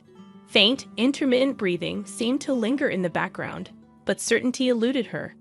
Like clockwork, every day at 10 o'clock, the unknown number would grace her mobile screen, delivering nothing but ringing silence. Despite confiding in her sister about the mysterious calls and being advised to involve the police, Isabella hesitated. A peculiar sense of comfort and hope accompanied these daily occurrences, inexplicably soothing her. 7 years had passed, yet Isabella continued to anticipate the call with the digits 49, as if the universe communicated with her in this cryptic manner. Today, precisely at 10 o'clock, the phone rang once more. Holding it to her ear, Isabella immersed herself in the symbolic silence for a moment. "Good night to you too," she whispered to herself, ending the call. As she prepared to place the phone on the bedside table, it vibrated again in her hand. This time, a familiar number graced the screen, Hugo's name. They had collaborated on a collection 5 years ago, and he had gifted her the watch. Aware of Hugo's long-standing affection, Isabella had maintained a strictly professional relationship. "It's odd that he's calling so late," Isabella mused as she answered. "Hello, darling, how are you?" Hugo's friendly voice greeted her. "Hugo, it's me. I'm fine. Why are you calling at this hour?" Isabella inquired. "No worries, not asking you out on a date." Hugo chuckled. putting Isabella at ease. It was always challenging for her to decline Hugo's invitations, but she valued their friendship. "Just hear me out," Hugo urged. "My manager called. We've been invited to a major business conference in the capital. Everyone will be there, understand? A golden opportunity to showcase our new collections, attract prestigious clients, and break into the international market. Isabella." The weight of the moment left Isabella momentarily speechless. "I don't even know what to say," she stammered. "What if I can't handle it?" A dissatisfied grumble emanated from the other end. "How can you not handle it? You're a pro. Where else would we find someone like you? You'll ace the collection presentation. I have complete faith in you," Hugo reassured, eliciting a grateful smile from Isabella. Hugo always knew how to support her. "But how did you manage to arrange this?" she asked, curious. For Hugo Martinez, nothing is impossible, he chuckled, affirming his unwavering confidence.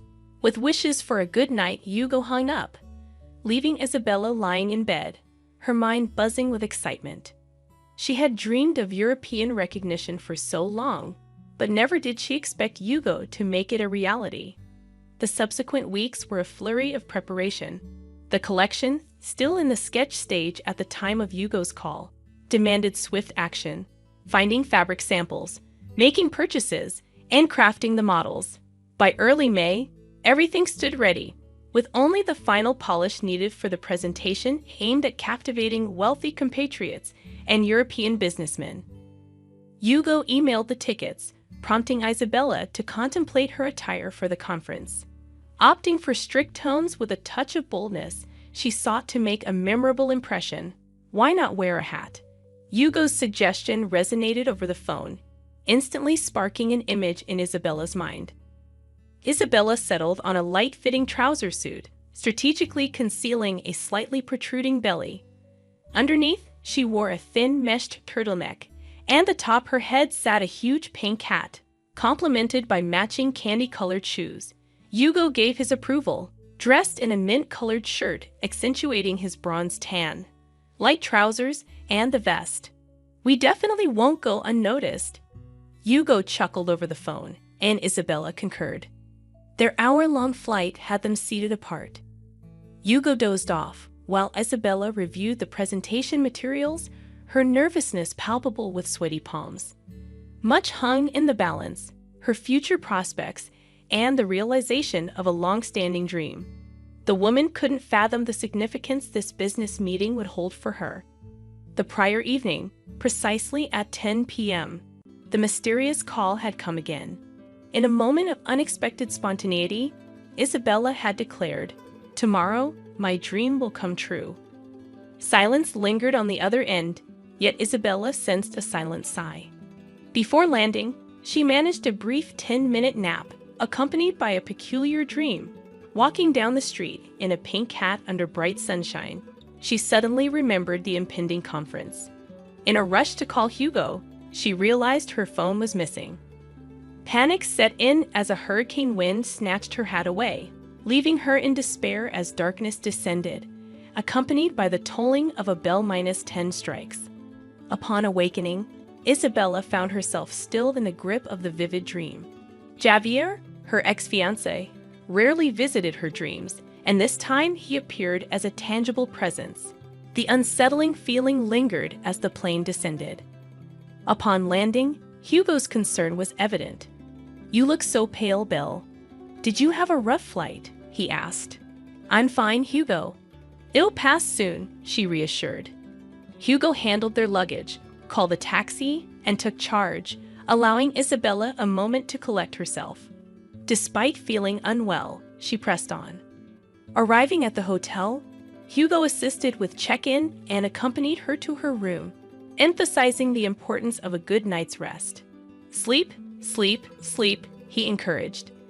Isabella, still in the throes of her emotions, entered her room, showered, and nestled under the fluffy blanket. At 10 o'clock, the anticipated call never came. Isabella waited for minutes that stretched into half an hour. By midnight, tears flowed, the first time in years. "Where are you?" she whispered in despair. In the morning, a concerned Hugo woke her. "Belle, are you still asleep? The conference starts in 40 minutes. Isabella rushed to get ready, masking dark circles with foundation. The hat covered any hair mishaps. Descending to the lobby with presentation materials in hand, Hugo expressed relief. "Thank God you're on time, Belle, as always just a little tired," he remarked. "I slept very poorly," Isabella explained. "I understand," Hugo empathized. "I've called the taxi." In the car, swiftly arriving at a skyscraper with blue windows, Hugo consulted notes. "The conference will be on the 13th floor," he muttered. "Conference room number 49. Isabella froze.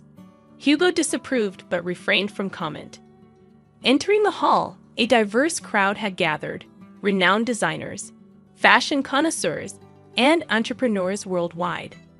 Seated at the front, Isabella momentarily forgot her worries. She was about to address this prestigious audience. Isabella extracted the presentation script from her folder, attempting to immerse herself in it, pushing the lingering unease in her soul aside to focus on her speech. The hall gradually filled with new faces, but Isabella hardly noticed. She only looked up from the text once to confirm that the rail displaying samples of her collection adorned the stage. Bright green feathers on dresses and the golden shimmer of sequins on jackets instantly caught her eye. Tears welled up as she was transported 7 years back, to the day she wore a radiant golden dress on her way to marry Javier. Refusing the traditional white wedding dress, she opted for audacious gold, a bold choice for her hometown. But in that moment, all she could think about was Javier and the eagerness to become his wife. Hugo's gentle squeeze on her elbow snapped her out of the grip of memories. "Belle, you're next," he whispered, and Isabella nodded. Taking a deep breath, she heard her name amidst applause, stepped onto the low stage, and faced the sea of camera flashes. As Isabella composed herself, ready to begin her presentation, something disrupted her focus. Her heart pounded desperately, and her head spun. What was causing this sudden fluster? Scanning the audience once more, she locked eyes with someone familiar, intense brown eyes belonging to the dearest person in her life. Transported back 7 years, Isabella recalled the limousine's stop at the church, stepping out in her luxurious golden dress. Her sister adjusted her hair as they ascended the wide staircase. Her father blessed her, kissed her forehead, and the doors swung open. The hall, however, greeted her with confused and empty stares, devoid of smiles or joy. Descending the memory lane, Isabella remembered the funeral-like atmosphere, the distant cries, and the shock of learning Javier had gone missing. A week later, they discovered his bloated body in a lake.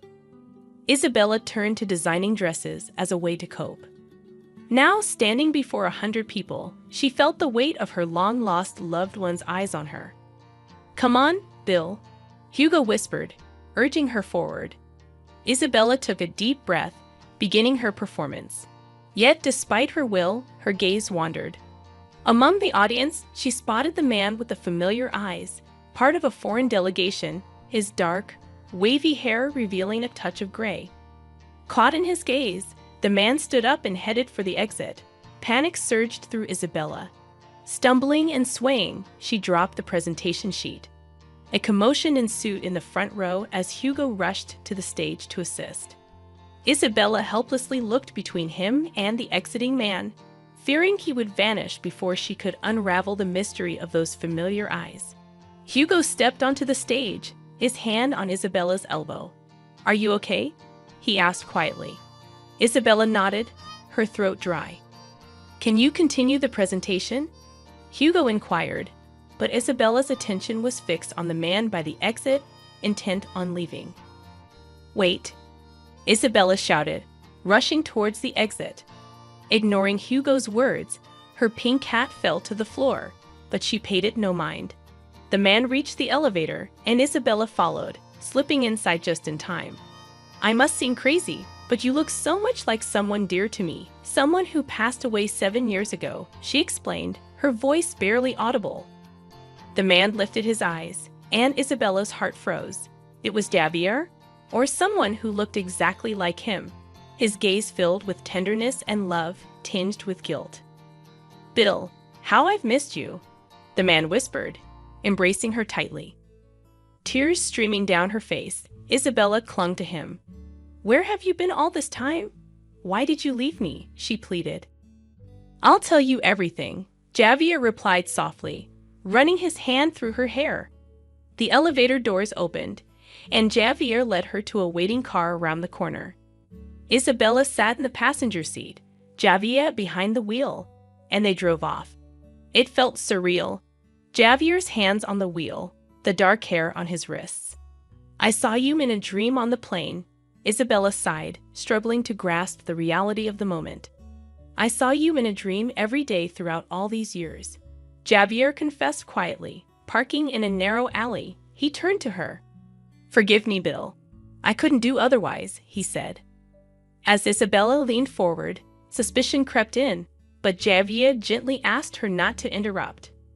"I couldn't put you in danger, Bill, so I staged my own death," he confessed, causing Isabella to burst into tears. "How could you, Javier? How could you?" she asked.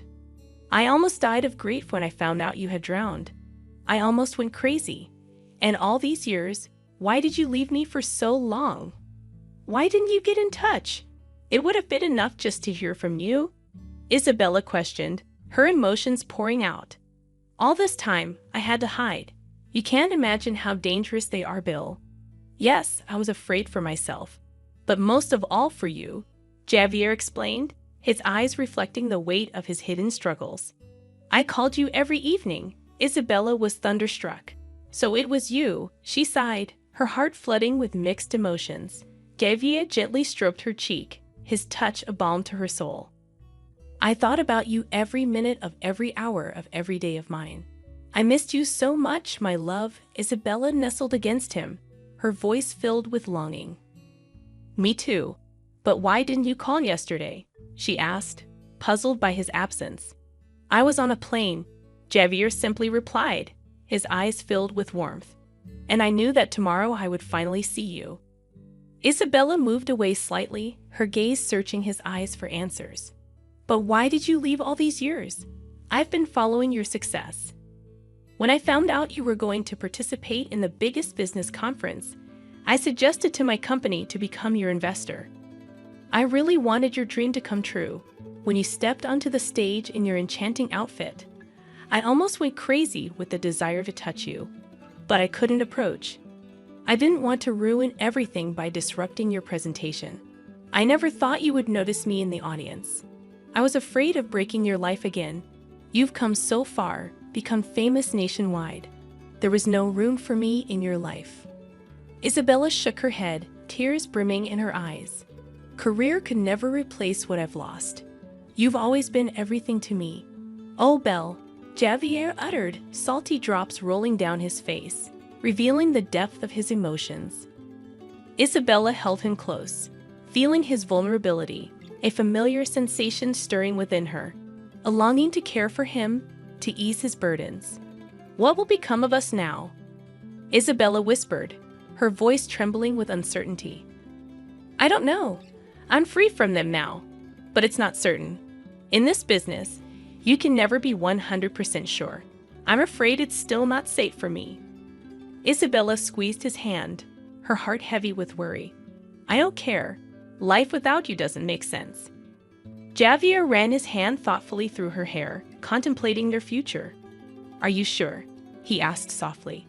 Isabella nodded without hesitation. Javier sighed, pulling her closer, his touch reassuring and tender. Then he kissed her, a promise of a new beginning, and started the car, embarking on their journey together. From that moment on, they never parted ways.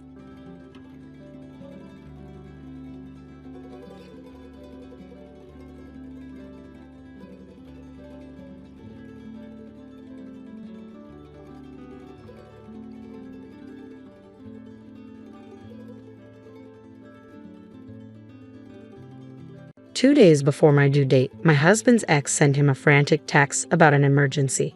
He told me to handle things on my own and disappeared for a week. When he finally came back, he was stunned to find his mom at our house with some papers. Oh boy, hi Reddit. I'm in a very complicated situation right now, and any advice would be greatly appreciated. My husband Jeremy, 35M, and I, 32F, have been together for 5 years, married for 2. We met through work, so I didn't know much about his past initially.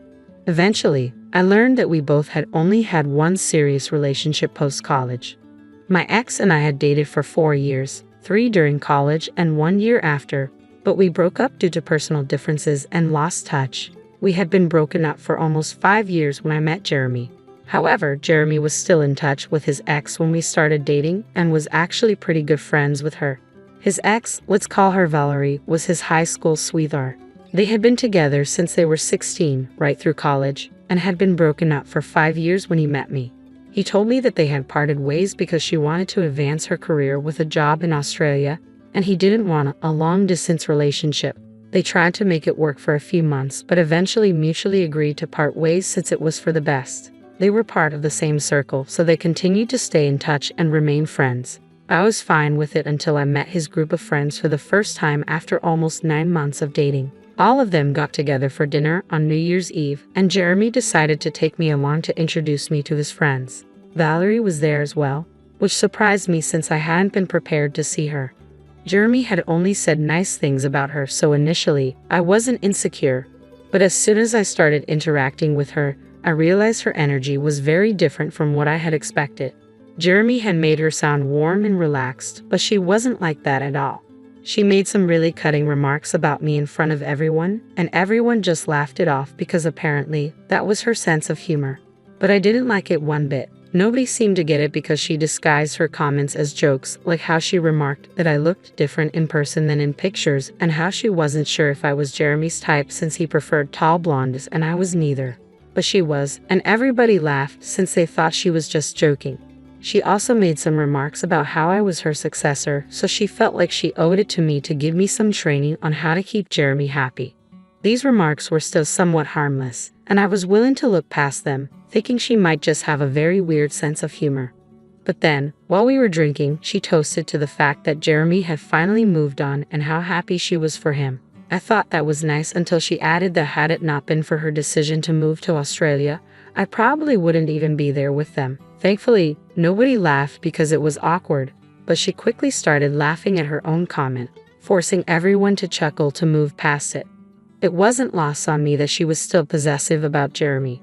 Once we got back home, I told him I didn't want her speaking to me again if he wanted to be with me. I told him I was uncomfortable with his friendship with her since she was clearly not over him and had been rude to me the entire evening. I had put up with her respectfully once, but I wasn't going to do it again. I was very clear about my boundaries because even in my earlier relationships, I had to deal with similar issues. Thankfully, Jeremy seemed to understand where I was coming from. He told me he also found her behavior strange and decided he would cut her out of his life because he didn't want her causing issues in our relationship. After that incident, I never heard him mention Valerie or speak to her again. He told me he had blocked her, so I was content with that explanation. I met his friends several times after that, and they never brought up Valerie with me, probably because Jeremy had told them I didn't like her. Things had been going smoothly until last week. I was pregnant, and last Sunday was my due date. It's Thursday now, and Jeremy left to attend to Valerie because she had some emergency and needed him by her side. He left 2 days before my due date and came back last night. We had a massive argument about it because I had assumed he had blocked Valerie and wasn't in touch with her. He told me he had indeed blocked her, but she had used a different number to contact him and was pretty desperate. Apparently, she had been diagnosed with stage 2 brain cancer and really needed someone to be there for her. I was furious with him. How could he leave me alone when I was so heavily pregnant? I understood that it was difficult for him to accept that someone he used to be close to might not make it, but it wasn't as if she was going to pass away immediately.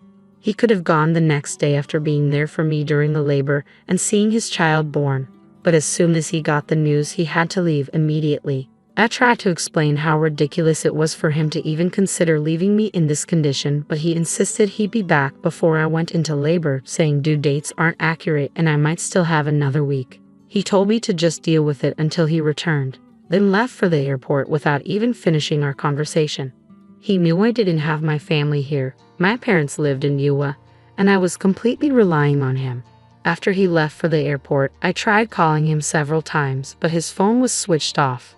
Desperate and upset, I called my mother-in-law, who had always been nice to me. Through tears, I explained the situation, and she came right over, trying to call him as well. But of course, his phone remained off.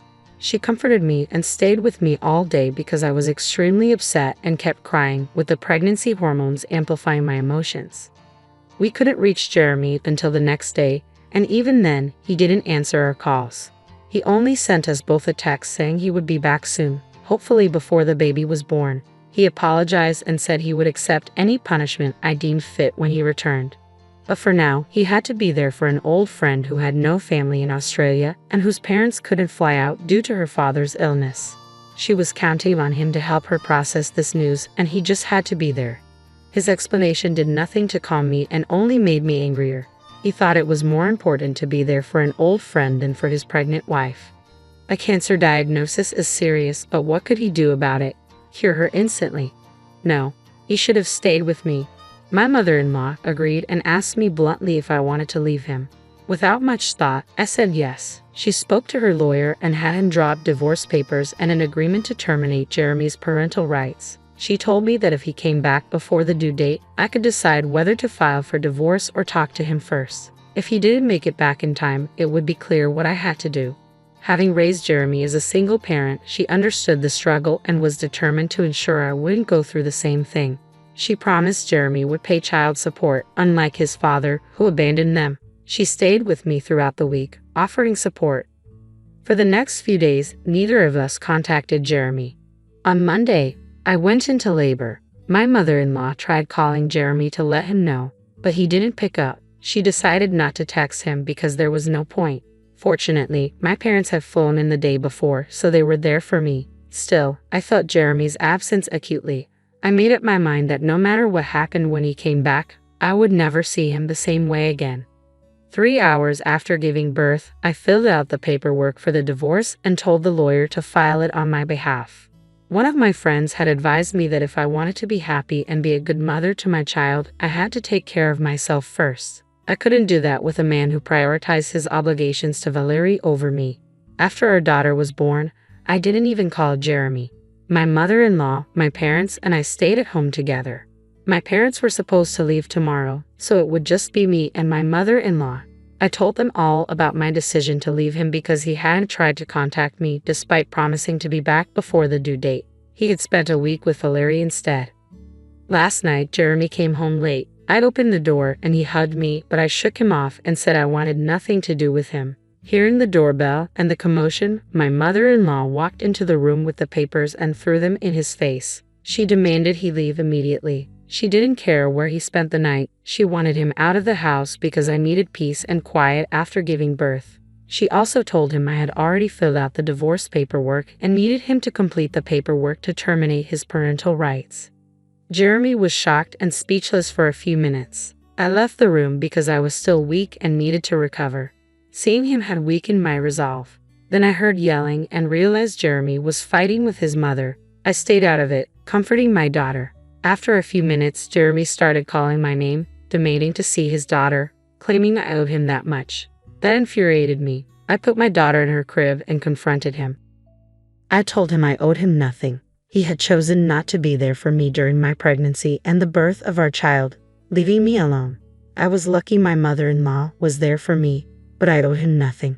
I told him to leave and that we could discuss this later in the morning. He left with tears in his eyes, trying to talk to me one last time, but I told him to go. We were tired and went to sleep. This morning, he showed up again. I finally told him it was over. It had been over the moment he left to be with Valerie. There was nothing he could say to change my mind. My mother-in-law was in the room, but I told her I wanted to have this conversation with him myself. Jeremy started crying and begging. My mother-in-law had to leave the house with the baby so our daughter wouldn't hear him. He kept insisting he had only gone because Valerie begged him, claiming she was on her deathbed. He said he stayed because she was alone and needed comfort, and it was purely platonic. But I wasn't there, so I didn't know what had happened. I told him it didn't matter anymore, and I wanted him to leave. Then he pleaded, saying even if I divorced him, it was too harsh to take away his chance of being a father. He wanted me to reconsider or he would fight for custody. He knew it was unlikely he would get custody since he hadn't been there for the birth, and we could use that against him. Plus, our newborn daughter needed me more than her father. He begged for one chance because, despite everything, he really wanted a family. Eventually, Jeremy did leave but asked me to think it over. Now, I'm not so sure what to do. This is a huge decision involving people's lives, so I want to be certain before moving forward. Am I the asshole for divorcing my husband and asking him to terminate his parental rights over our daughter because he skipped her birth to be with his ex, who claimed to be on her deathbed? Update: I've made up my mind and am going through with the divorce. I'm still contemplating whether I want full custody or not. Jeremy has shown up at the house every day to apologize and literally beg for forgiveness. It's getting harder to turn him away, but I know I have to. Thankfully, my mother-in-law has been incredibly supportive and is helping me take care of the baby. My parents had to fly back home, but my mother-in-law has moved in with me long-term to provide the help I need. I told her that even if I decide against giving Jeremy full or partial custody, she will always be welcome to visit her granddaughter. I asked my mother-in-law for her opinion on the custody situation, but she left the decision to me, confident that I'll make the right choice for both of us, just like I did with the divorce. I'm still struggling with this decision, and it hasn't gotten any easier because Jeremy keeps showing up. Every time he comes, I feel like taking him back and forgiving him, but I can't, not after everything I've been through. Valerie has always been a sore spot for me, and he ignored that even when I was pregnant with his baby. Honestly, I don't know if they have been in touch or if something was going on between them recently. I can't trust anything he says anymore. His apologies are always the same. He insists nothing happened. It was all platonic, and he was just taking care of her because she claimed to be on her deathbed. Every time, I have to tell him the same thing back. It doesn't matter anymore because I've made up my mind and am leaving him. It's sad, but that's just how it is. Update 2. A few days ago, I posted an update about deciding to go through with the divorce but being unsure about filing for full custody of my daughter. Now, I think I know what to do. For almost 5 days straight, Jeremy showed up daily to apologize and try to win me back. Then, he suddenly stopped. I found it strange but felt relieved, thinking I could finally think clearly. However, after he stopped coming, I started receiving texts from people telling me that what I was doing was incredibly wrong and immoral, and they never expected me to act like this. His friends began bombarding me with messages, not just his usual group but every single person who went to school or college with him. It felt like he set up a template for them to send, like a petition. They sent emails and messages trying to convince me to cancel the divorce. At first, I blocked people left and right, but then they started making fake accounts to send the same messages. There are only so many people you can block. Besides, I'm dealing with emotional trauma, processing everything, and trying to be there for my newborn daughter. This is the last thing I needed. If Jeremy really cared about me, he wouldn't be putting me through all of this at such a delicate stage of my life. It's obvious he only cares about himself. I don't think I have to worry about my daughter's custody anymore. I'm going to file for full custody, and that's final. He still has the papers and can sign his rights away if he chooses. I've spoken to my lawyer, and this is happening. The messages I've been receiving are hurtful, and I know for a fact that he has written the template and instructed his friends to send it to me. It reflects his beliefs more than anything else. If this is how he views me, we don't need to be together at all.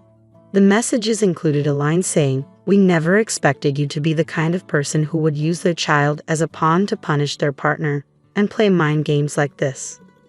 Is he for real? Does he seriously think I'm using our daughter to punish him for what he did? He clearly doesn't understand how marriages or children work. That line hurt me deeply and solidified my decision. When I showed the messages to my mother-in-law, she was very upset and wanted to contact him and tell him off. I asked her not to because it wasn't worth it. Confronting him would only lead to him denying any involvement, even though it's clear all his friends are sending the same type of messages. I don't understand why he involved his friends in this. It's not like I'm going to read their messages and instantly stop what I'm doing. Their opinions don't matter to me because they aren't my friends. I've never been close to any of them, so they can think whatever they want about me. I don't care.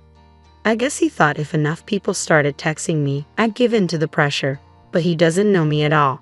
I'm not the kind of person who bends to pressure. I did change my mind when he showed up every day begging for forgiveness. I knew letting him back into my life would not be good for any of us, especially our daughter. I might have felt terrible about it, but I still went through with it because I don't bend easily. After being with me for so long, he should have an idea of what kind of person I am, but it's clear he doesn't.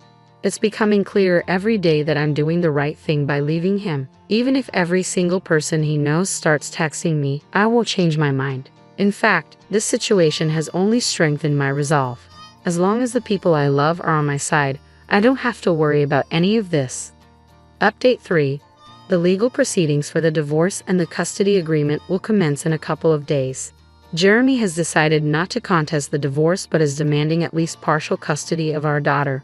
We're going to see how that works out. I'm open to the idea because I'm not inherently evil, but I don't want to implement shared custody until our daughter is at least a couple of years old. That's what we're going to negotiate, and I'm very happy I've made this decision for myself. Now that it's finally happening and hitting me how real all of this is, I thought I would be scared, but I've never felt more sure of anything in my life. I think some of this confidence might be because of a message I received from Valerie yesterday. She told me that she really didn't want to be a homewrecker but needed somebody by her side since her parents wouldn't be there for her. Jeremy was the only person she could think of. She also mentioned that over the past couple of years, she had tried to contact him several times and he had always turned her down, saying I wouldn't approve of it.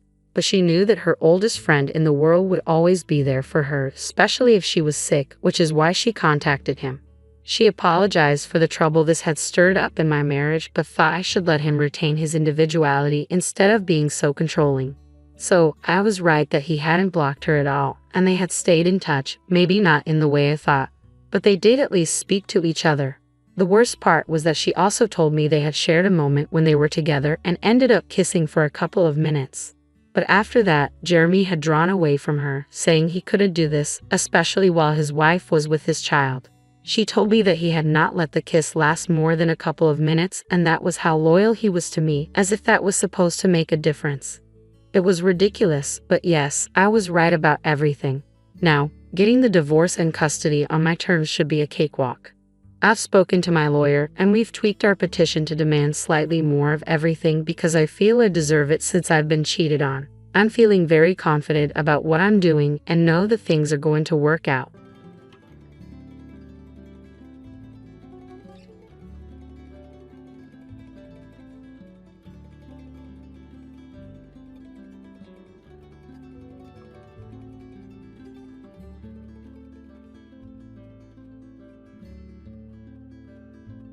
Despite my efforts to be kind, it's disheartening that my sister-in-law spoke with an icy tone, seemingly pushing me away. She remained resolute about claiming my brother's estate and showed no willingness to compromise. I couldn't shake the growing anxiety that enveloped me, casting a shadow on my spirits. I'm Kathy Morgan, a 27-year-old doctor at a university hospital. My brother recently passed away, and today marks his funeral. I find myself at his house, surrounded by people who remember him. Amidst the crowd, Jocelyn, my brother's wife, approached me. "Ah, there you are, Kathy. I'm glad I found you. You've been working hard today. Could we talk over there for a bit?" Jocelyn asked, initiating a conversation. "Yes, Jocelyn." "Sure," I replied, following her. My brother and Jocelyn married 3 years ago and moved into the spacious house where we grew up. The house, meticulously built by our parents, boasted a large garden and other features. Despite our comfortable living arrangements, our family faced challenges. My mother battled a chronic illness, confining her to a hospital since my early childhood.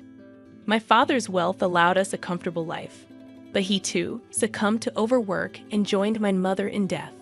Left alone in the large house, my brother and I became each other's company. Though he continued living there and flourished in his medical career, I ventured into a life of my own after university. The days leading up to my brother's funeral passed in a blur. As we moved from crowded rooms to quieter hallways, Jocelyn approached me with a grave matter. "Actually, there's something I need to talk to you about, Kathy. It might seem too soon after the funeral, but it's about the inheritance. It's a very important matter. So, I believed it was necessary to have a discussion with you beforehand. However, I found myself bewildered and uneasy as Jocelyn suddenly broached the topic of inheritance. Are you talking about my brother's inheritance?" I asked, seeking clarification. "Yes, that's right. Since we don't have children, the inheritance would be between you and me. Legally, I would get 3/4 and you 1/4, so I would inherit $1 million, Jocelyn explained, her hand covering her mouth, a subtle smile forming. Her revelations didn't stop there. "Oh, and I'll be taking this house too. After all, it's the house where I lived with Henry, and it's filled with our memories as his wife. It's only natural that I inherit the house, right?" She continued. "What I wanted to confirm with you, Kathy, was this. You don't have any objections, do you?" Jocelyn spoke gently and calmly, but there was a lack of the expected sorrow over losing her husband. I had only met Jocelyn at my brother's wedding, making this our second encounter. The indescribable unease I felt during our first meeting returned as I observed her behavior. Back then, I only vaguely understood, but now, after losing my brother, she seemed to be revealing her true nature. Unable to contain my discomfort, I confronted Jocelyn. "Jocelyn, I think this is not the way such important matters should be discussed. Properly, on another day," I asserted.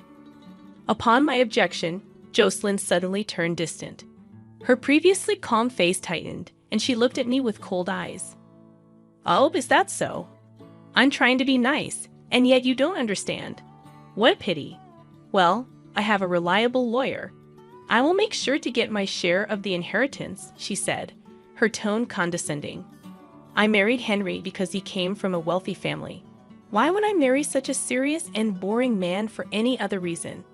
He was truly uninteresting, and I'm genuinely relieved that he's gone from this world."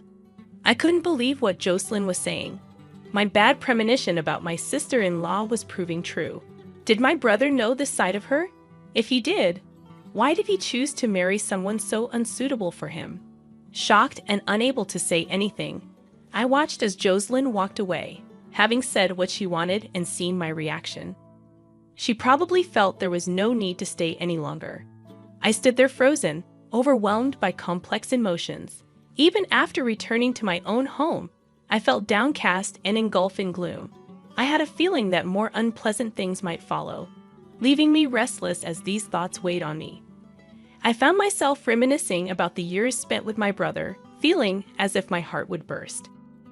Realizing I was now alone, tears involuntarily traced my cheeks. Then, a precious promise I had made with my brother vividly came back to me, as if I were seeing it right in front of my eyes. "Kathy, I decided when I grow up, I'll become a doctor, one good enough to cure Mom's illness. If Big Brother is going to be a doctor, then I'll become one too. We'll study together and find a cure for Mom's illness, right? Let's work hard to become doctors together. Then Mom will surely get better," my brother had declared, his face beaming with happiness.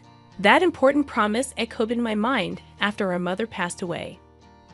My brother reaffirmed his resolve to me, saying, "Kathy, I've decided to pursue medicine. There are many people like Mom fighting against diseases. I want to continue researching until we find a treatment for her illness." I shared his sentiment, and together we seriously aimed to become doctors. But now my brother is gone, and I felt the weight of working hard for both of us. 3 days later, a problem arose. I received a call on my cell phone from the hospital where my brother had worked. The caller, Robert, a subordinate of my brother, apologized for contacting me suddenly and expressed a need to discuss something regarding Henry's wife. Agreeing to meet at the hospital, I waited in the cafeteria for Robert. He soon appeared and got straight to the point after a brief greeting. He explained, "Actually, yesterday, Jocelyn suddenly came to the ward. She brought some sweets, saying my husband received great care here. Then she asked who was the closest to her husband among his colleagues." Describing Henry as kind and dependable, Robert recounted their college days and work experiences. However, Jocelyn's line of questioning seemed to change, as if she was probing for something more.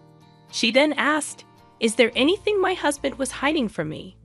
Instinctively feeling that getting further involved was dangerous, I answered, Not that I know of. Suddenly, Jocelyn raised her voice, demanding to see where her husband's belongings were. She insisted that she could check them right there, threatening consequences if anything hidden was found. Understanding that Jocelyn was searching for something related to the inheritance, Robert explained that he refused her request, citing the confidential and personal nature of the ward. However, she was later seen wandering around the hospital, probing other staff. I couldn't forgive Jocelyn for barging into my brother's workplace and troubling unrelated people. Deciding it was best to meet with her directly and settle things, I thanked Robert and was about to leave when Jocelyn appeared at the hospital entrance. It seemed like she was planning to probe around the hospital again today. Noticing me, Jocelyn approached and spoke. "Oh, Kathy, what are you doing here? Were you thinking the same thing, perhaps?" I found myself speechless, maintaining a silent demeanor as Jocelyn suddenly burst into laughter. "You're searching too, aren't you? You don't have to hide it. Searching for what? Pretending you don't know Henry's will. He must have thought that if I got it, nothing good would happen. He would have written a will to prevent me from getting the inheritance. If he did write one, he must have given it to someone without hiding it, so I probed you. But it seemed you didn't know," Jocelyn remarked, continuing her tirade despite my silence. "But really, Henry's sister, not knowing anything, he must not have trusted you. You didn't hear anything even when Henry was suffering, did you? Henry didn't rely on you, it seems," she continued, her words hitting me like a barrage. My head spun, and I gradually lost track of what my sister-in-law was saying. "Given your reaction, you really didn't know. About a year ago, I noticed Henry's demeanor was different, so I asked him if something was wrong. Then he said he might be ill with the same disease as your mother. He looked very troubled. His complexion was poor too. Henry was often busy and away, and I was out too, so we didn't see each other much at home. But I noticed something was wrong with him. He must have been suffering mentally. As for me, I married him thinking I never have to worry about money. To be burdened with caring for a chronically ill husband was the last thing I wanted," Jocelyn confidently explained, seemingly unaware of the impact her words had on me. In shock, particularly about Henry suffering from an illness, I stood there stunned. Henry sounded normal during the occasional phone calls. He must have hidden it, not wanting to worry me. But I should have noticed something was wrong. We were the only siblings, and I didn't even know that he was suffering from the same illness as our mother. It was terrifying, especially since I had witnessed our mother suffer from it. While I was lost for words in shock, Jocelyn pressed on. "Are you blaming yourself, Kathy? Honestly, you and your brother are too serious and gloomy. It's sickening. I can't wait to get the inheritance and say goodbye to such dreary people." After her cutting remark, Jocelyn was about to leave when Robert's voice came from behind me. "Excuse me, is this really a conversation to have in the middle of the hospital? Frankly, it's a disturbance. There are other patients here. If you're done, please leave." "Robert, is that you? Were you eavesdropping just now? That's very polite of you." Even if Jocelyn raises her voice, if it's a conversation I don't want to hear, I can't help but overhear it, Jocelyn retorted, turning around with a surprised expression. "Ah, Dr. Hansen, weren't you abroad? When did you return?" "Ah, yes, that's right. I departed from there the day before yesterday and just returned. I was supposed to come back sooner, but my flight was delayed. You're Kathy Morgan, Henry's sister, right? I was just about to go see you. This is perfect timing." "Yes, I am Henry's sister," I awkwardly responded to the sudden conversation. Scott, seemingly searching for something, began rummaging through his bag. "Where is it?" "Ah, here it is. Here you go. This is Henry's will. He asked me to give it to you if he died. Sorry, it's late." "I'm glad I could finally deliver it," Scott explained, handing me Henry's will enclosed in a brown envelope. I couldn't help but wonder why my brother gave the will to Scott. "Why did my brother give this to you, Scott?" "I know, right? I've been friends with Henry for a long time. You might not remember me, Kathy. Do you recognize this?" Scott showed me 3 moles on the back of his right hand. As a child, I saw those moles and said they looked like the Big Dipper. Ah, those moles. Could it be Scotty? Scott used to live nearby and was my brother's best friend. I affectionately called him Scotty, and we often played together. He moved away in high school, and I had completely forgotten about him. Kathy, you remembered. That's great. I reconnected with Henry when I became a doctor. I'd always felt we were similar, but I never imagined we'd end up in the same profession. Henry talked about surprising you with our reunion, but then you found out about his illness. That's when he came to me with a request. He knew I also had a law degree, so I guess that's why he trusted me with his will, Scott explained. Finishing his explanation, Scott turned toward Jocelyn, addressing her with a cold tone. Ah, about the inheritance, you might want to give up. Deceiving a kind-hearted person like Henry might work, but not with me. Unfortunately for you, Henry was aware of your cunning nature. He asked me to watch over his wife in case something happened to him. I've been getting reports from his subordinates about your abnormal behavior, Jocelyn. You were planning to find the will, forge it, and claim the inheritance, weren't you? But if it's too late now, it's in your best interest to back off quietly. Besides, Henry said the right use of the inheritance is something only my sister Kathy would understand.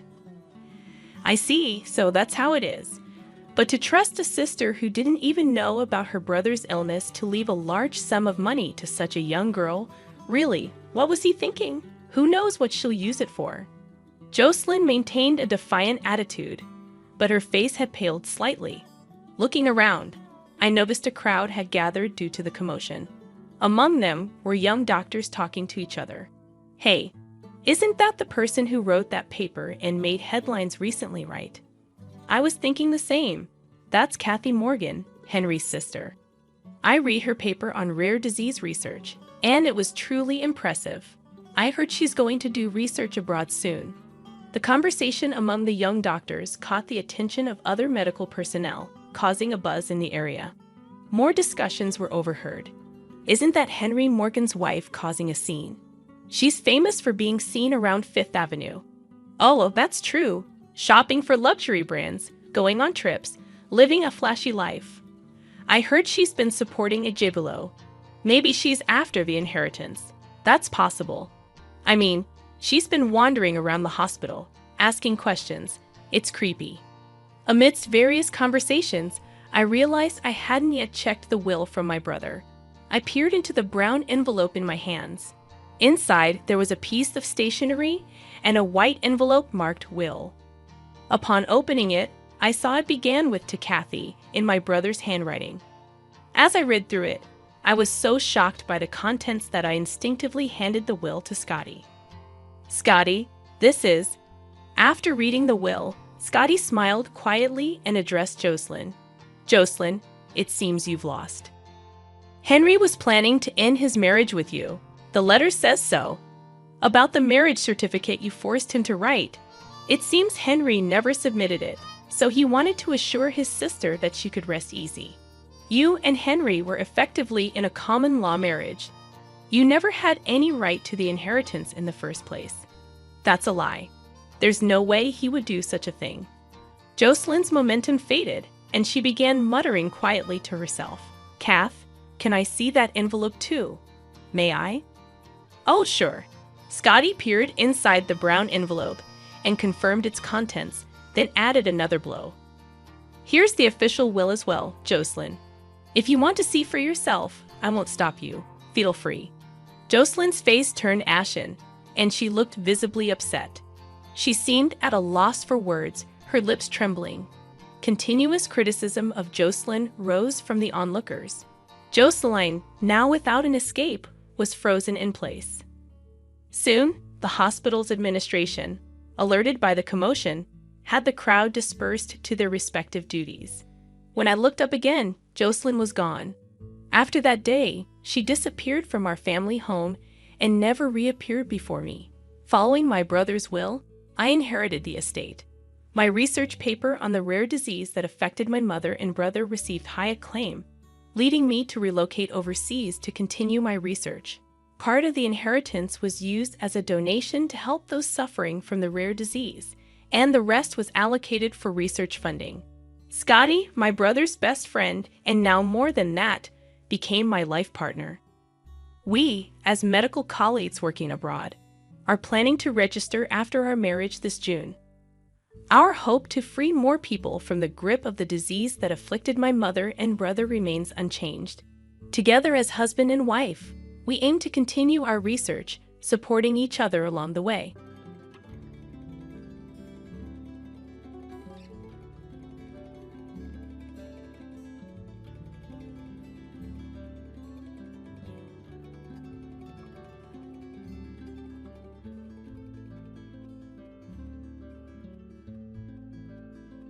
I had always thought life would be smooth after getting married. I grew up in a loving but modest home, and despite the loss of my parents in my late teens, I carried their values with me: kindness, humility, and strength. My husband, Ethan, had swept me off my feet during our college years. He was charming, ambitious, and seemingly the perfect partner. At first, his family seemed welcoming enough. His mother, Eleanor, would flash a polite smile, though it never quite reached her eyes. His father, Gerald, was a man of few words, but his disapproving glances often lingered a little too long. Still, I chose to see the best in them because I loved Ethan. We moved into the large family estate soon after our wedding, as per Eleanor's insistence. She claimed it was only temporary until we could save for our own home. It seemed generous at first, but little did I know, I was walking into a gilded cage. Things started subtly, almost imperceptibly. I began to notice how Eleanor would frequently compare me to their family friends' daughters-in-law, who were doctors, lawyers, or heirs to substantial fortunes.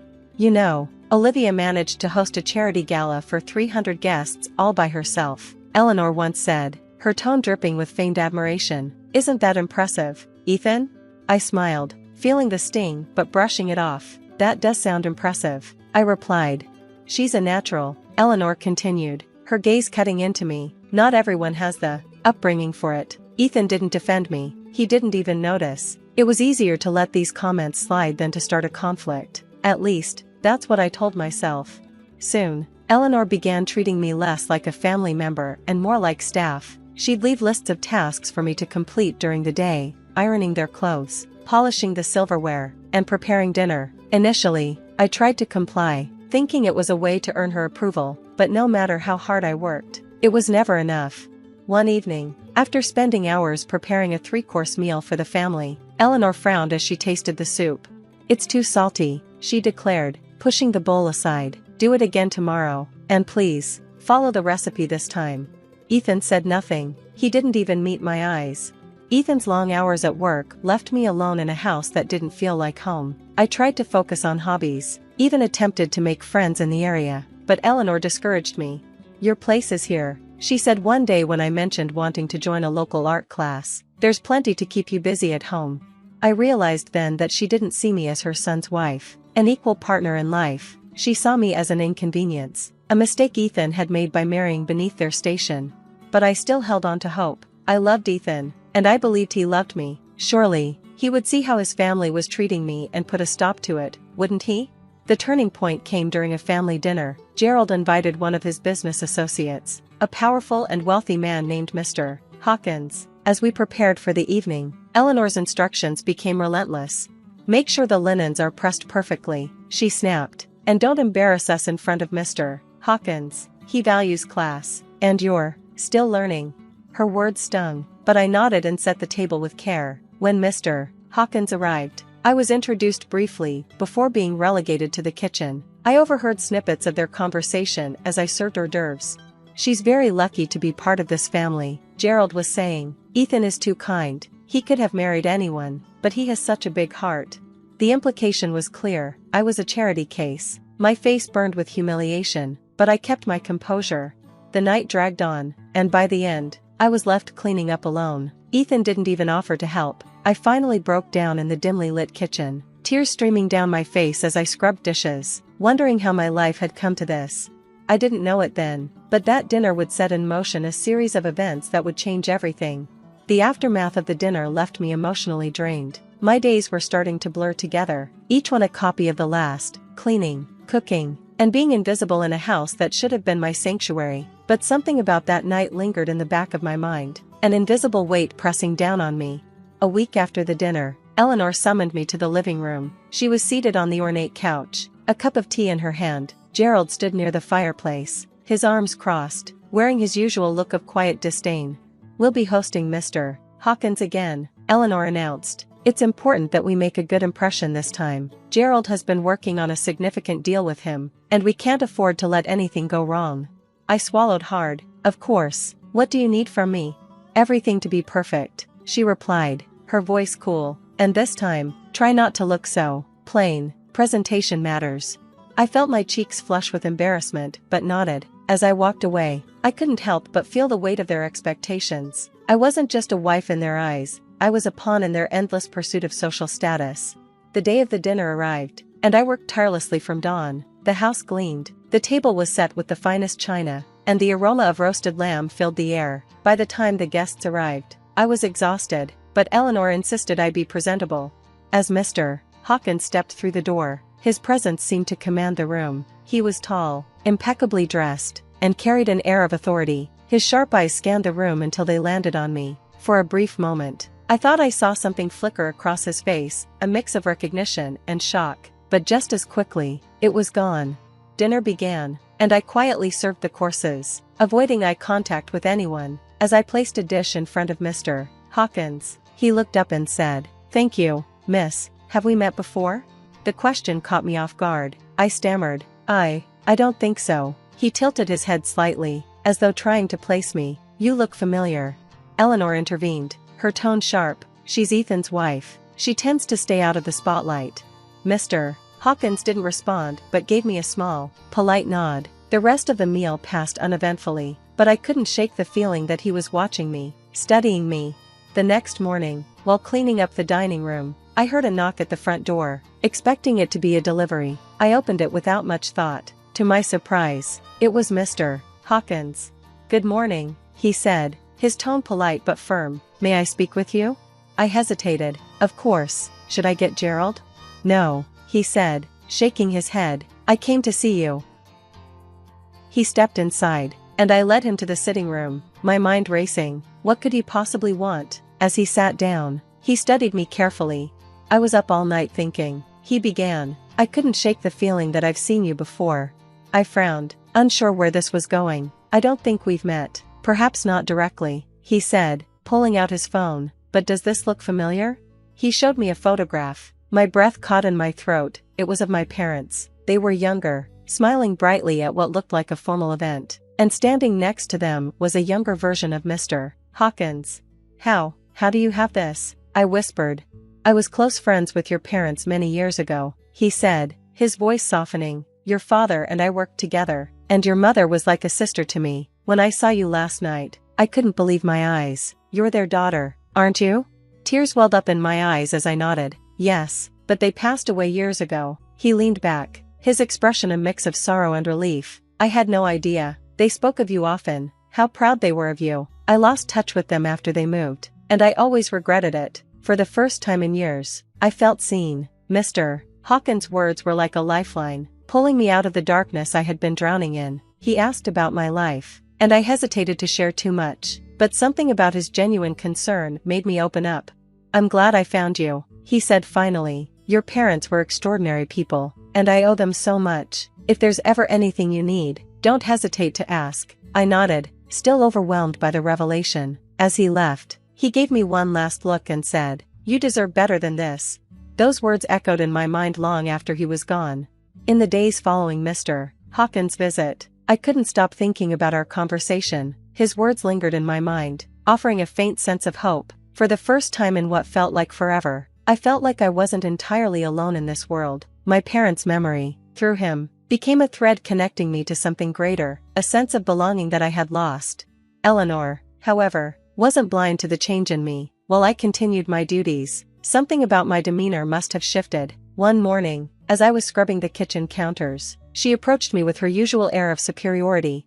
"You've been awfully quiet lately," she said, her eyes narrowing. "Not that you're one for conversation, but you seem distracted." I shook my head quickly. I've just been tired. She studied me for a moment before nodding. Well, keep your focus. We're hosting another dinner next week. Gerald's promotion depends on securing Mr. Hawkins' partnership. My heart sank. Another dinner? The idea of being paraded around like a servant again made me nauseous. But then I remembered Mr. Hawkins' parting words, "You deserve better than this." A few days before the scheduled dinner, I found an envelope addressed to me on the hall table. It wasn't the type of thing Eleanor or Gerald would bother with. They never acknowledged my personal life. Curious, I opened it and was stunned to find a handwritten letter from Mr. Hawkins. Dear Ava. It was truly a shock to see you again, but also a blessing. Your parents were dear to me, and I can't bear the thought of their daughter being treated unfairly. I have arranged for an opportunity that I believe could change your circumstances. If you're willing, come to my office this Friday at noon. I'll explain everything. Warm regards. Daniel Hawkins. My hands trembled as I read the letter. Could this really be happening? Was this the lifeline I had been praying for? Friday arrived, and I could barely contain my nerves. I told Eleanor I had errands to run and left the house, clutching the letter like a talisman. As I entered Mr. Hawkins' office building, my heart raced. The receptionist guided me to his office, where he greeted me with a warm smile. I'm glad you came, he said, gesturing for me to sit. He explained that he had connections in a nearby nonprofit organization that supported women in difficult situations. He believed they could help me build a new life, one where I could rediscover my sense of self-worth and independence. But there's more, he said, leaning forward. Your parents left behind a trust fund in your name. I helped them set it up years ago, but I lost track of it when they passed. It's modest, but it's enough to give you a fresh start. Tears streamed down my face as I listened. The idea of starting over felt like a distant dream finally within reach. That evening, I returned home with renewed resolve. I knew Eleanor and Gerald would never let me go easily. They thrived on control. But now, I had something they didn't know about, a plan, a future, and the means to escape. I began quietly packing a few belongings, hiding them in the attic. Each day, I worked discreetly to gather what I would need. The upcoming dinner felt like the perfect cover. While their attention was focused on impressing Mr. Hawkins, I could slip away unnoticed. As the dinner approached, I found myself smiling more often, even humming as I worked. Eleanor noticed, but misinterpreted it as compliance. Good, she said with a rare nod of approval. You're finally understanding your place. If only she knew. The evening of the dinner arrived, bringing with it a storm of nerves and anticipation. Eleanor was in full command mode, barking orders at everyone to ensure perfection. Gerald, for his part, was too busy rehearsing his business pitch to Mr. Hawkins to notice anything out of the ordinary. I moved about the house methodically, my heart racing with each passing moment. Tonight would be my last night here. Guests began arriving, including Mr. Hawkins, who greeted me with a knowing smile. His presence was a reminder of the escape plan I'd meticulously crafted. The atmosphere in the dining room buzzed with polite chatter and the clinking of glasses. As expected, Eleanor had instructed me to stay in the kitchen, serving dishes and refilling drinks. But Mr. Hawkins wasn't content to let me stay in the shadows. Ava, he called out when I entered with a platter of appetizers. Why don't you join us? After all, we've got much to talk about. Eleanor's face turned a shade of red I had never seen before. Oh, there's no need for that, she said hastily, laughing nervously. She's here to help, not to dine. But Mr. Hawkins wasn't deterred. I insist, he said, his tone polite but firm. Ava is like family to me. I won't have her treated otherwise. The room fell silent. Gerald shifted uncomfortably in his chair, while Eleanor sputtered for a response. Reluctantly, they allowed me to sit. I could feel Eleanor's eyes burning into me, but I kept my composure, buoyed by Mr. Hawkins' support. As the meal progressed, the conversation turned to my parents. Mr. Hawkins shared stories about them, how my father had been his closest friend and how my mother's kindness had touched everyone she met. For the first time in years, I felt like they weren't just a distant memory, they were alive in the room, in the words of someone who had truly known them. It was then that Mr. Hawkins dropped the bombshell. Ava, he said, addressing me directly, have you told them about the trust fund your parents left for you? My heart stopped. I glanced at Eleanor and Gerald, whose expressions twisted from confusion to shock. Trust fund? Gerald repeated, his voice laced with disbelief. Yes, Mr. Hawkins continued. turning his gaze to them. Her parents left her a considerable amount to ensure she'd never have to rely on anyone else. I'm appalled to see how that generosity has been ignored. Eleanor stammered, trying to regain control. We weren't aware. She never mentioned it. I met her gaze for the first time that evening, my voice steady. Because you never asked.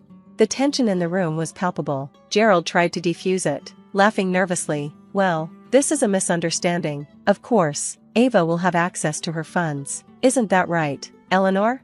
But Eleanor's veneer cracked. She's ungrateful. After everything we've done for her, giving her a roof, food, this is how she repays us? Mr. Hawkins interrupted, his voice calm but firm. If by roof and food, you mean exploitation and mistreatment, then yes, Eleanor, this is how she repays you, by reclaiming her life.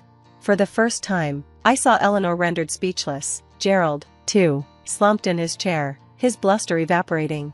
After dinner, I quietly gathered the bag I had packed and headed for the door. Mr. Hawkins followed, offering me a ride to the apartment he had arranged for me through his nonprofit connections. As I left, I felt a mixture of emotions, relief, empowerment, and a bittersweet sense of closure. Eleanor and Gerald didn't even try to stop me. They must have realized their grip on me was broken. The next morning, I woke up in a small but cozy apartment, my apartment. For the first time in years, I felt like I could breathe. I started attending workshops at the nonprofit, where I learned skills to rebuild my life. Mr. Hawkins continued to be a mentor, guiding me through the process of managing the trust fund and pursuing my dreams. Most importantly, I began to find myself again. I wasn't just someone's servant or charity case. I was Ava, a woman with a future. Months later, I sat in a small cafe, sipping coffee and reading a book. My life wasn't perfect, but it was mine. The weight of the past had lifted, replaced by a sense of possibility. I thought of my parents often, not with sadness, but with gratitude. They had given me the strength to endure, and now I was finally living the life they had wanted for me. As for Eleanor and Gerald, I heard through the grapevine that Gerald didn't get his promotion. It seemed karma had its own way of balancing the scales. But I wasn't focused on them anymore. My life was ahead of me, and I was ready to embrace it.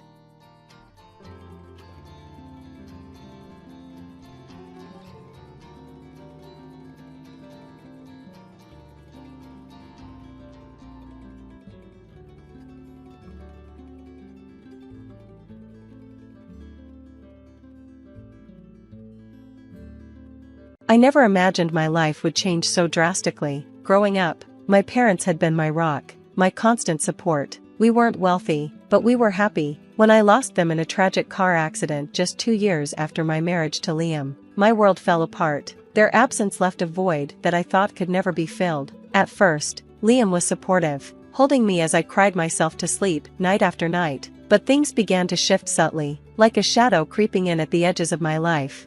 Liam came from a well-off family. His parents, Harold and Marjorie, were influential, wealthy, and, most of all, cold. They had never approved of me. Marjorie once told me at a family gathering, "You're lucky my son sees something in you. Don't forget where you come from." I brushed it off then, thinking it was just her way of asserting dominance. But after my parents' death, her words seemed to echo in every interaction we had. Initially, I moved in with Liam's family temporarily while we searched for a new place. What started as temporary, though, turned into something far more sinister. Marjorie's disdain turned into outright hostility. She assigned me chores around the house as if I were the live-in maid. "If you're staying under this roof, you'll need to pull your weight," she'd say with a saccharine smile that barely masked her contempt. At first, I complied without complaint. After all, I was grieving and didn't want to cause trouble. But soon, it became clear that this wasn't just about helping out. Harold and Marjorie treated me as if I were beneath them. They'd host lavish dinners, inviting their high society friends, while I was relegated to serving drinks and cleaning up afterward. Once, during one of these events, Marjorie's voice cut through the room like a whip. "Sarah, dear, you missed a spot," she sneered, pointing to a speck of dust on the mantel. The guests laughed, and my cheeks burned with humiliation. Liam, standing nearby, said nothing. I tried to talk to Liam about it that night. "Your parents treat me like I'm their servant," I said, my voice trembling. He sighed, running a hand through his hair. "They're just old-fashioned. Sarah, don't take it personally. It's their house, after all." "Old-fashioned?" I repeated incredulously. "Liam, they're demeaning me, can't you see that?" "Just let it go," he said, turning away. That was the beginning of the wedge that started to grow between us. One evening, Marjorie's friend, Evelyn, came over for tea. I was in the kitchen, preparing a tray, when I overheard their conversation. "Honestly, Marjorie," Evelyn said, "why does she even stay here? You'd think she'd have some pride." Marjorie's laugh was icy. "She has nowhere else to go. Poor thing. She's just lucky we're so charitable." The words cut through me like shards of glass. I wanted to march into the room and confront them, but I knew it would only make things worse. Instead, I stayed in the kitchen, gripping the edge of the counter until my knuckles turned white. As the months passed, their treatment grew worse. Harold would make snide comments about how people like me didn't understand the value of hard work, despite the fact that I had been juggling 2 jobs to help Liam through college before we got married. Marjorie, meanwhile, seemed to delight in finding new ways to humiliate me. Once, during a family dinner, she asked, "Sarah, do you even know which fork to use?" The table erupted in laughter, and I felt like sinking into the floor. But the breaking point came one fateful evening. Harold announced that his boss, Mr. Grant, would be coming over for dinner. "This is an important night," he said, looking pointedly at me. "Try not to embarrass us, Sarah." That night, as I set the table with trembling hands, I resolved to endure whatever insults came my way. For Liam's sake, I told myself, but deep down, a part of me wondered how much longer I could take it. Little did I know, that evening would change everything. As the months wore on, my situation with Thomas's family continued to worsen. Despite my best efforts to blend into their world and earn their respect, nothing I did seemed good enough. Each day blurred into the next, with tasks piling up and the disdain from my in-laws becoming more overt. I found myself waking up before sunrise to prepare breakfast for the entire family. By the time I sat down to eat, Thomas's mother, Elaine, would click her tongue disapprovingly. "This toast is overdone," she'd complain. Or, "Didn't I tell you I prefer my eggs sunny side up?" It didn't matter how much effort I put in, she always found a flaw. Thomas's father, Richard, wasn't much better. He often treated me like invisible help. If Elaine had guests over, Richard would bark at me to refill glasses or serve hors d'oeuvres, all while ignoring my existence otherwise. I felt like a stranger in the home I had once thought of as my refuge.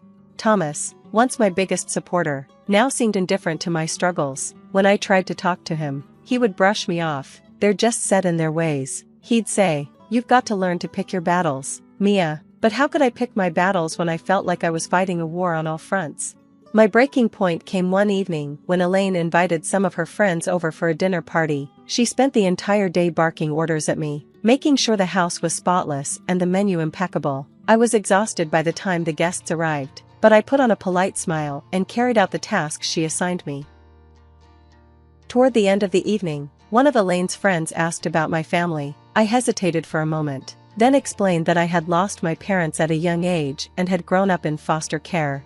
The room fell silent, and I immediately regretted sharing. Elaine broke the awkward tension with a forced laugh. "Well, that explains why you're so good at handling things on your own," she said, her tone dripping with condescension.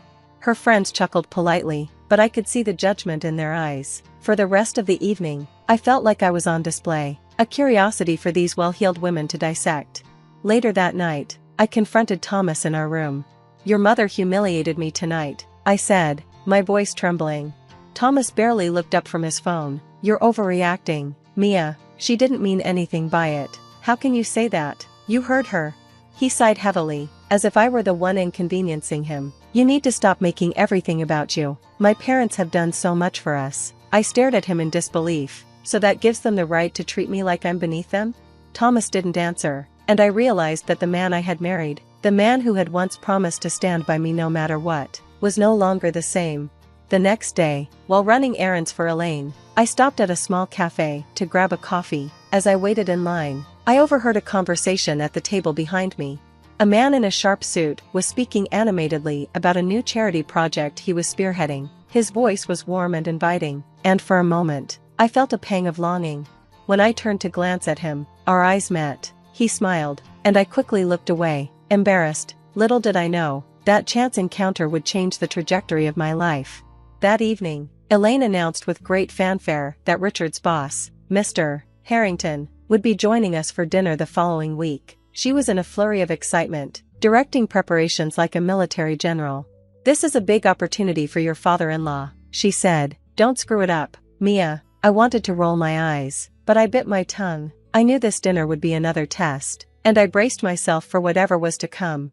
The days leading up to the dinner were grueling. I spent hours cleaning every corner of the house, polishing silverware, and perfecting recipes under Elaine's watchful eye. By the time the evening arrived, I was too tired to even feel nervous.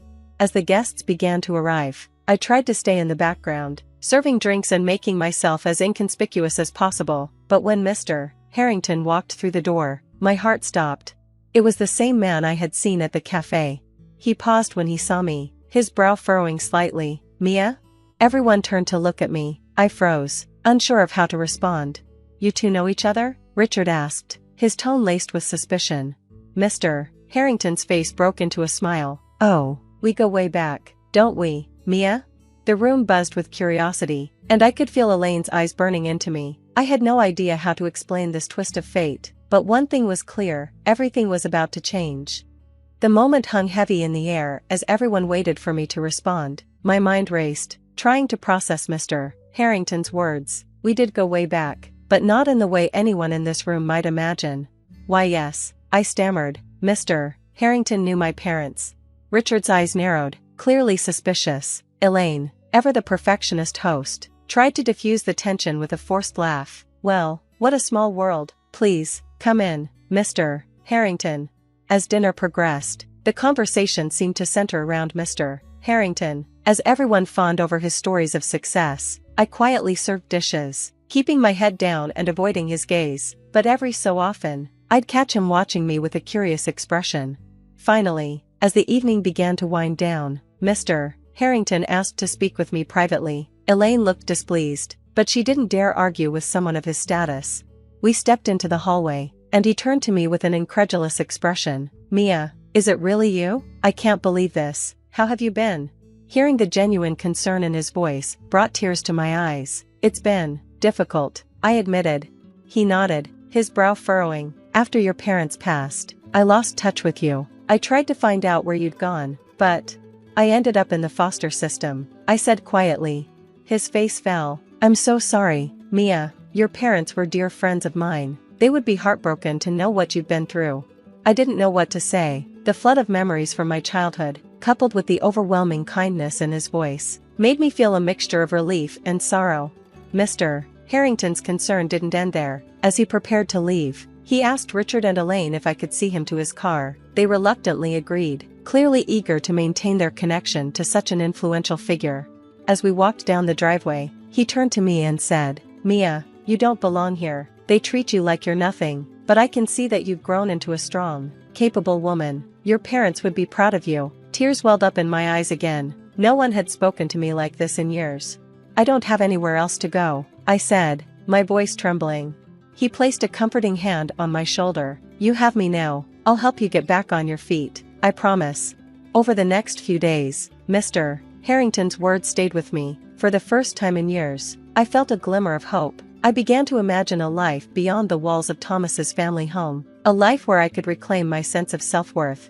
But breaking free wasn't going to be easy. I knew that Elaine and Richard would never let me go without a fight. They saw me as nothing more than a convenient housekeeper, someone who could be easily controlled. That's when Mr. Harrington reached out to me with a plan. One afternoon, while Elaine and Richard were out, I received a call from Mr. Harrington. He told me about a job opening at his company, one that he believed I'd be perfect for. "I know it's a lot to process," he said, "but I want you to think about it. This could be your chance to start fresh." I hesitated. The idea of working for someone as accomplished as Mr. Harrington was both exciting and intimidating, but more than that, I feared how Thomas and his family would react if they found out. "You deserve this, Mia," he added. "Don't let anyone convince you otherwise." That evening, as I tried to muster the courage to tell Thomas about the opportunity, a confrontation erupted. Elaine stormed into the kitchen, furious that I had forgotten to polish the silverware for an upcoming party. "You can't even do the simplest tasks right," she snapped. Before I could respond, Thomas chimed in. "Mom's right, Mia. You've been slipping up a lot lately." His words felt like a slap in the face. After everything I had endured, this was how they saw me? Something inside me snapped. I thought of Mr. Harrington's offer, of his belief in me, and of the life I could have if I was brave enough to take a step forward. I looked Thomas in the eye and said, "I'm done. his brow furrowed. "What are you talking about? I'm done being treated like a servant. I'm done living in a house where I'm not respected. I'm leaving." The room fell silent. Elaine and Richard stared at me in shock, and for once, Thomas had no words. That night, I packed my things and left. As I walked out the door, I felt a mixture of fear and exhilaration. I didn't know what the future held, but I knew one thing: I wasn't going to let anyone hold me back anymore. I stood on the sidewalk outside Thomas's family home, clutching my small bag of belongings. The house loomed behind me, cold and unwelcoming, but as I took my first steps away, I felt the weight begin to lift from my shoulders. That night, I stayed at a small motel, using the little savings I had managed to squirrel away. I replayed the events of the day in my mind, wondering if I had made the right decision. Doubts crept in, but then I thought of Mr. Harrington's words. "You don't belong there, Mia. You're capable of so much more." I resolved to believe in him and in myself. The next morning, I called Mr. Harrington to let him know I had left. He was relieved and immediately arranged for me to meet him at his office downtown. Walking into his sleek corporate building, I felt out of place. Everyone was dressed sharply, moving with purpose, and I couldn't help but feel self-conscious in my worn-out clothes. But when Mr. Harrington greeted me with a warm smile, some of my nervousness melted away. "I'm so glad you came," he said, ushering me into his office. "I've been thinking about how we can get you started on the right foot." He explained the job he had in mind for me, an entry-level administrative role. It wasn't glamorous, but it was an opportunity to learn, grow, and, most importantly, to earn my independence. "You've got potential, Mia," he said. "I see it. This is just the beginning." Starting at the company was daunting. I had little experience, and the learning curve was steep. There were moments when I doubted myself, times when I felt overwhelmed by the demands of the job, but every time I wanted to give up, I thought of where I had come from and where I wanted to go. Mr. Harrington became a mentor to me, offering guidance and encouragement whenever I needed it. Slowly but surely, I began to find my footing. I made friends among my colleagues, who were supportive and kind. For the first time in years, I felt like I belonged. As I settled into my new life, I began to confront the pain of my past. Losing my parents had left a hole in my heart, and the years of mistreatment had made me doubt my worth. But through therapy and self-reflection, I started to heal.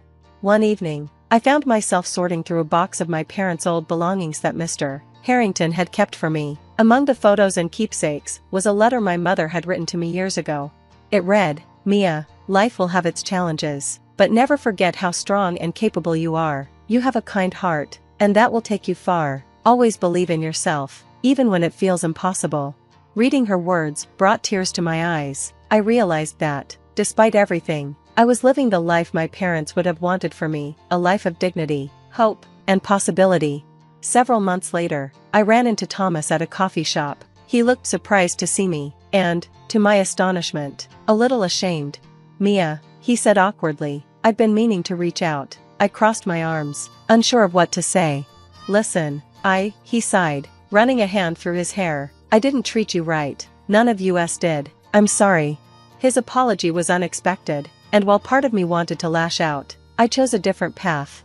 "Thank you," I said simply. "I hope you've learned from it." Walking away from him, I felt a sense of closure. I no longer needed validation from Thomas or his family. I had found my own strength.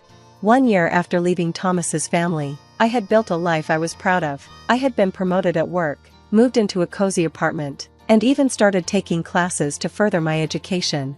Mr. Harrington remained a guiding presence in my life, and I was grateful for his kindness. But more than that, I was proud of myself, for taking the leap, for persevering, and for rediscovering my worth. As I sat on my balcony one evening, watching the sunset, I thought about my journey. Life hadn't been easy, but it had taught me resilience. I whispered into the fading light, "Thank you, Mom and Dad. I'm finally living the life you always wanted for me," and for the first time in years, I felt truly at peace.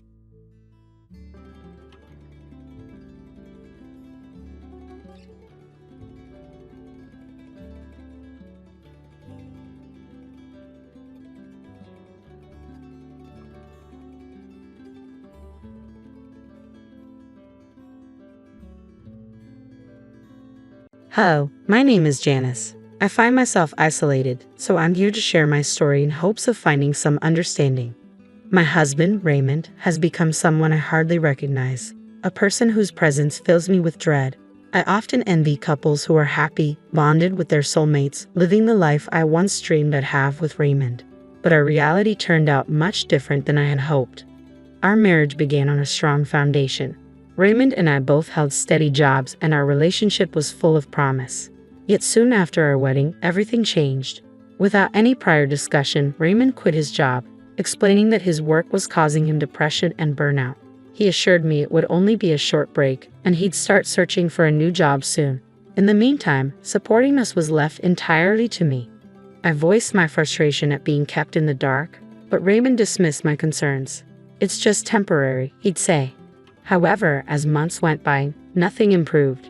I took on multiple jobs just to keep us afloat, while Raymond spent his days playing video games, contributing nothing to the household. Our financial situation deteriorated further until we were struggling just to pay rent. Eventually, we had to ask for help from Raymond's parents, Ethan and Olivia, who were shocked to discover he was unemployed. They revealed a painful truth. This wasn't the first time Raymond had quit a job and relied on others to support him. In the past, his parents had to coerce him into working by threatening to cut him off financially. They had hoped he'd change after meeting me, but it seemed he had simply reverted to old patterns. Ethan and Olivia expressed doubts about Raymond's claims of depression, suspecting he might be manipulating the situation to avoid responsibility. Hearing this was a blow. I had always known Raymond to be hardworking and reliable, but now I saw another side of him. His parents sternly urged him to get a job and stop burdening me, emphasizing that I deserved a partner who would support me, not exploit me. Raymond promised he'd make an effort, but doubt lingered. Hoping things would change, I kept silent about Raymond's continued unemployment, motivated by my love for him and the desire to avoid adding pressure. But he continued to deceive even his parents about having a job, leaving the financial burden squarely on my shoulders. Despite my efforts, our situation only worsened, and Raymond's resentment grew each month when I struggled to make ends meet. He even forbade me from taking any days off, insisting I work constantly. Exhausted and feeling more isolated as he discouraged me from seeing friends, I pushed myself to the brink. Finally, one day, I couldn't go on. I decided to take a day off work to rest. When Raymond noticed I was home, he angrily demanded to know why I wasn't working.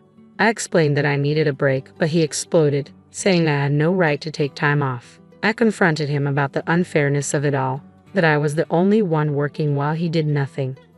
Unable to handle the situation, I left the house in tears, desperate for a moment of peace. I wandered through the city, just window shopping with the little money I had left. My savings were almost gone, depleted by the year I'd spent supporting us. Returning home that evening, I was met with an unexpected shock. The door was bolted from the inside. When I knocked, Raymond refused to let me in, accusing me of disrespect and saying I needed to learn a lesson. Stunned, I found myself standing outside in the freezing cold, realizing the depth of the situation I was trapped in. For taking one day off work, I had been locked out of my own home by the man I once loved. Raymond's reaction was harsher than I could have ever anticipated. When I returned home, he locked me out as punishment and ignored all my attempts to communicate. "Knock all you want, Janice," he said coldly. "I'm not letting you in. Consider this a lesson." Then he fell silent, leaving me standing outside, shivering in the cold. At first, I waited, hoping he might calm down and let me in, but as the hours dragged on, the painful reality of his abusive behavior became undeniable. Alone and isolated, with friends too far away and family even further, I was left without shelter as the night grew colder. Eventually, I had no choice but to seek help from the only people I thought might understand: Raymond's parents. Still shaking from the cold, I drove to their house. When Ethan, my father-in-law, opened the door, his face shifted quickly from surprise to concern. Through tears, I explained that Raymond had locked me out because I'd taken a single day off from my jobs to recover from exhaustion. I had only gone window shopping, a brief escape from my relentless routine, because I couldn't afford to spend anything. Ethan's expression turned grim. "Janice, why on earth are you working 3 jobs? Raymond told us he was making enough money for both of you. He even mentioned wanting you to quit and relax." Choking back tears, I revealed the truth. Raymond hadn't worked since quitting his job. Instead, he'd been living off my income, pretending to his parents that he was supporting us both. "He hasn't even applied for any jobs," I admitted, "and every time I take a day off, He gets furious because it means less money coming in. As I laid bare the extent of Raymond's lies and manipulation, Ethan and Olivia's shock turned to horror. They were appalled to realize how deeply their son had deceived them, using my loyalty and hard work to maintain his facade. Overwhelmed by pain and embarrassment, I broke down completely, unable to hold back my emotions any longer. Olivia gently comforted me as Ethan's anger mounted. Once I collected myself, Ethan looked at me with a determined resolve. "Janice, you are not alone. We're going to help you through this. It's unfathomable how Raymond has turned out like this, but don't worry, we'll figure something out." Feeling a wave of relief, I admitted, "I don't even want to go back to the same house as him anymore. I don't know what to do next." Ethan nodded firmly. "Don't worry about those details for now. Let's go back to the house together. It's time Raymond realizes the consequences of his actions." When we arrived, Olivia chose to stay back, fearing she might lose her temper if she confronted him. Ethan and I knocked on the door, but Raymond refused to open it, ignoring us both as if we were strangers. Through the closed door, Ethan raised his voice, ready to confront his son's actions once and for all. Raymond's voice was icy as he refused to let me in. "You didn't listen to me about taking a break, so now I'm not listening to you, Janice." His callousness was shocking. "Raymond, this is insane. It was just one day, a break I desperately needed. That doesn't justify locking me out for hours," I pleaded. His response was chilling. "You wanted a break? Fine. Spend the night outside. Take all the time you need." At my breaking point, I demanded he open the door, but Ethan stepped in, delivering a stern ultimatum. "Open the door, Raymond, or I'll break it down myself." The threat of his father's anger seemed to rattle him, and after a pause, Raymond finally unlocked the door. His face betrayed nervousness as he tried a casual greeting. "Hey, Dad." "Janice, it was all just a misunderstanding." Ethan cut him off sharply. "Drop the act, Raymond. Explain yourself. Why did you lock Janice out? And don't forget who owns this house." Caught, Raymond stammered. "It's not what it looks like, Dad. We were just joking around, right, Janice?" He looked at me, desperate for me to play along. I couldn't stay silent. "It's exactly what it looks like, Ethan. Raymond locked me out because I took one day off. I've been working nonstop to support us while he's been living off my earnings and doing nothing." Ethan's face darkened with disappointment as he turned to his son. "Raymond, why are you lying? You left your job without even discussing it with Janice. You promised to work on yourself and contribute to the family. What's going on?" Scrambling for an excuse, Raymond insisted, "Dad, I've been looking for jobs. It's just tough right now. I've sent out a lot of applications but haven't heard back yet." I was done covering for him. "Then show us the applications, Raymond," I challenged. "Let's see the proof if you're telling the truth." Raymond's composure cracked and he grew defensive. "Why do I need to prove anything? Don't you trust me? I don't have to show you anything." But the truth was clear. Raymond hadn't applied for a single job since leaving his last one, and he had no intention of finding another. He expected to live off my earnings indefinitely. "Ethan, he hasn't sent out any applications," I said firmly. "There was even a vacancy at my office and I suggested he apply." He yelled at me for suggesting it, refusing to make any effort. Ethan's frustration with his son was palpable. "Raymond, your mother and I let you stay here in the hope that you'd turn things around. We believed you were working and contributing. Now it's clear Janice has been supporting you alone. You failed to keep your word, and I can't allow this to continue. You're going to have to leave this house." Raymond's face drained of color. "Dad, no. Please don't do this. Janice, look at what you've caused. Now we're both going to lose our home." But Ethan corrected him sharply. "There's no need to yell at her. Janice will stay here if she wants, or she'll stay in the house alone. You are the one who will be leaving." "This isn't fair," Raymond protested, panicking. "Janice and I are a couple. You can't just separate us. You can't split up a married couple." Ethan's gaze was resolute. "Raymond, your behavior has already done that. It's time for you to face the consequences." I go where my wife goes, and that's final. If Janice wants to stay married, she has to take me wherever she goes, Raymond protested, desperate and grasping at control. But I was done. "Actually, Raymond, I won't be staying married to you," I said, my voice steady. This decision had been brewing for a long time, and now, at last, I was ready to voice it. "I'll be filing for divorce." Raymond's face fell, the reality of the situation finally sinking in. Years of leaning on others to prop up his lifestyle, shirking responsibility. It had all led to this moment. But rather than accepting it, he tried one last plea. Janice, please, you're not really going to throw away our years together over one mistake, are you? I know I shouldn't have locked you out, but it's too late, Raymond, I replied, exhausted. His actions had consequences, and both his parents and I were united in our resolve. The time had come for him to be accountable, and there was no escaping it now. Look, Janice, it was just one day. We can sort this out, he pleaded, trying to downplay his behavior. Let's talk this through. I'll apply for jobs tomorrow, I swear. We can even start therapy. I shook my head. I know you, Raymond. You won't follow through. You've dismissed every suggestion and shown me nothing but disrespect for the past year. If I give in now, you'll just fall back into the same habits. Turning to his father, Raymond tried to rally support. Dad, please, help me. I'm willing to change, but she won't even give me a chance. Ethan's face was set, resolute. Ray, Janice is making the right decision. You can't keep her here against her will. I don't want her wasting another moment on someone who treats her like this. Then, turning to me, he added, Janice, you're welcome to stay at our place while Raymond moves out. I'll be here while you gather your things. Grateful for the offer, I quickly went upstairs, packed, and returned. Raymond attempted to block my way, but Ethan's stern warning that he'd call the police forced him aside. At Ethan and Olivia's home, Olivia embraced me the moment I walked in. The warmth of her welcome brought tears to my eyes. It had been so long since I felt genuine support. You can stay as long as you need to, Janice, she assured me. In the following days, I made plans carefully. I delayed filing for divorce just a little while longer, hoping that Raymond would find some semblance of self-sufficiency and lessen the chance of needing alimony. I transferred half of our joint account to my own and stopped contributing to it, cutting off the financial support he had come to rely on. Raymond, meanwhile, tried showing up repeatedly at his parents' home, pleading for forgiveness. For once, even Olivia voiced her disappointment openly, criticizing him for his failures. This stand wasn't just about ending our marriage, it was about reclaiming my dignity and setting boundaries Raymond had ignored for far too long. Olivia, with uncharacteristic sternness, chastised Raymond, calling him out for the man he'd become.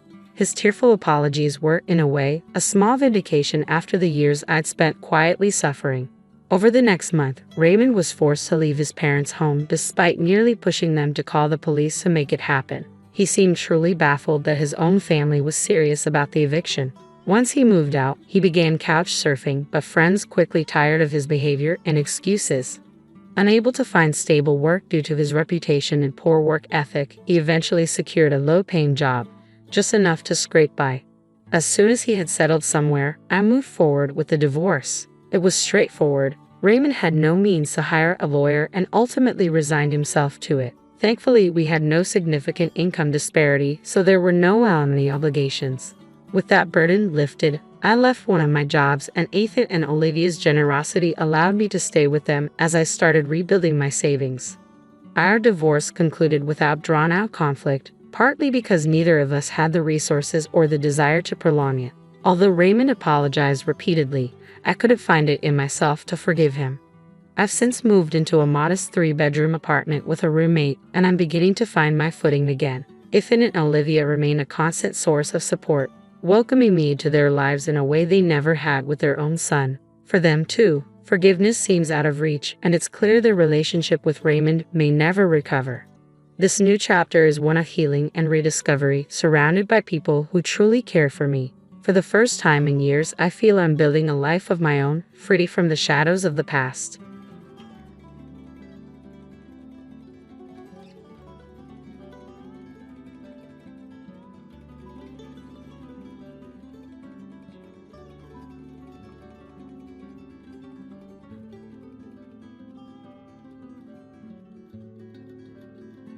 Hello, I'm Sophia, 34 years old, and recently I found some quiet moments to reflect. I thought it might be time to share the story of how I stood up to my overbearing ex-husband, Charles. Let's start at the beginning. Charles and I met shortly after I graduated from college. At a party hosted by a mutual friend, we hit it off right away, and what followed was an easy, natural connection that turned into a relationship. After 4 blissful years, we decided to get married, sure of the bond we shared. For a long time, my relationship with Charles was a comfort. He was attentive and made me feel like my happiness came first. However, I overlooked the financial dynamics in our marriage. While Charles worked a regular job, his income was significantly lower than mine. Despite that, he bought a house, taking on a hefty mortgage and numerous bills. Wanting to support him, I agreed to take on the financial burden. Everything changed when I became pregnant about a year into our marriage. Though the pregnancy was unplanned, we were excited and welcomed the news. 8 months later, our daughter Julie was born. But after Julie's arrival, Charles's attitude shifted. He insisted I quit my job to care for her, and though I hesitated, I eventually agreed, thinking it would be best for her early years. At first, I was overjoyed bonding with Julie, but it didn't take long before Charles's expectations at home became unreasonable. He demanded a spotless house and timely meals, ignoring the enormous effort it took to care for a newborn. No matter how hard I tried to meet these demands, I couldn't keep up, and Charles's temper grew more volatile. I defended myself, explaining the challenges of caring for a baby, especially since Charles never helped with nighttime feedings, leaving me to handle it alone while he slept. After enduring his outbursts for over a year, I realized I couldn't keep living like this. I needed to reclaim my voice and space in our marriage. We faced significant financial strain during that first year, but thankfully I had savings to rely on. Still, draining my savings wasn't a long-term solution. I realized I needed to contribute more actively to our financial stability, so one evening after Charles came home from work, I decided to have a serious conversation. I approached him carefully, saying, "I've been thinking, and there's something important I need to discuss. Can we talk?" Charles, exhausted from his day, agreed, though he asked me to keep it brief. I shared that I wanted to return to work, emphasizing that it had been a year since Julie was born and it felt like the right time for me to contribute financially again. Charles didn't take my suggestion well. He was upset and claimed it wasn't my place to make such decisions without consulting him. He even expressed concern about how my working might make him look to others, fearing it would signal he couldn't provide for our family. I couldn't understand why he cared so much about what others thought instead of focusing on what was best for our family. Why does it matter what others think? Shouldn't we focus on what's best for us and ensuring Julie has everything she needs? I argued, but Charles insisted we wait longer, claiming it was for our best interests. However, it was clear it was more about his ego and how he wanted to be perceived. Frustrated, I stood firm in asserting my right to make decisions about my career and our family's future. I pointed out that my thoughts and desires mattered too. The conversation escalated when Charles hinted he might leave if things didn't go his way, accusing me of not caring about his feelings. I was taken aback. Was he threatening to leave over this? It was clear that this wasn't just about me going back to work, it was about his inability to see beyond his ego and consider what was best for our family. That moment marked a turning point for me. I realized I needed to assert my independence and prioritize our needs over his outdated notions of pride. I knew I had to take drastic steps. If Charles thought threatening to leave was the way to get my attention, I had to show him that I cared about his feelings, but that his emotions could not always come first. When you start valuing my feelings, I'll reciprocate, I told him firmly. His response was extreme, and I was left in shock. After our heated exchange, Charles simply walked away, leaving me alone with my thoughts. It was as if the conversation never happened. In the following days, I seethed with anger, but it also became clear to me that Charles was hardly around. He didn't seem interested in my daily life, and it became apparent he was disconnected from everything I was doing. That's when I decided to revisit an old hobby, embroidery. I began turning it into a small side business. Charles occasionally noticed me working on it but never asked about it. Gradually, my resentment towards him lessened, but the reality that our marriage was falling apart became undeniable.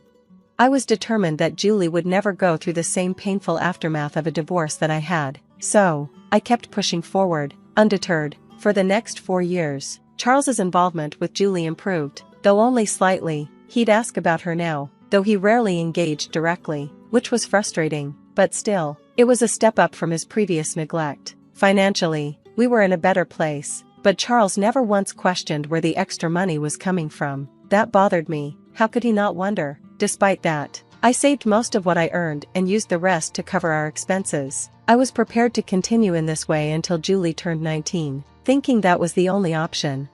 Then one evening, Charles came home late. As usual, I asked about his day and mentioned that maybe he should spend more time with Julie to make up for his absences. His response was dismissive and disheartening. He claimed he couldn't, citing a big project at work. The pattern of excuses and detachment continued, and I realized it was time for me to seriously reevaluate our future together.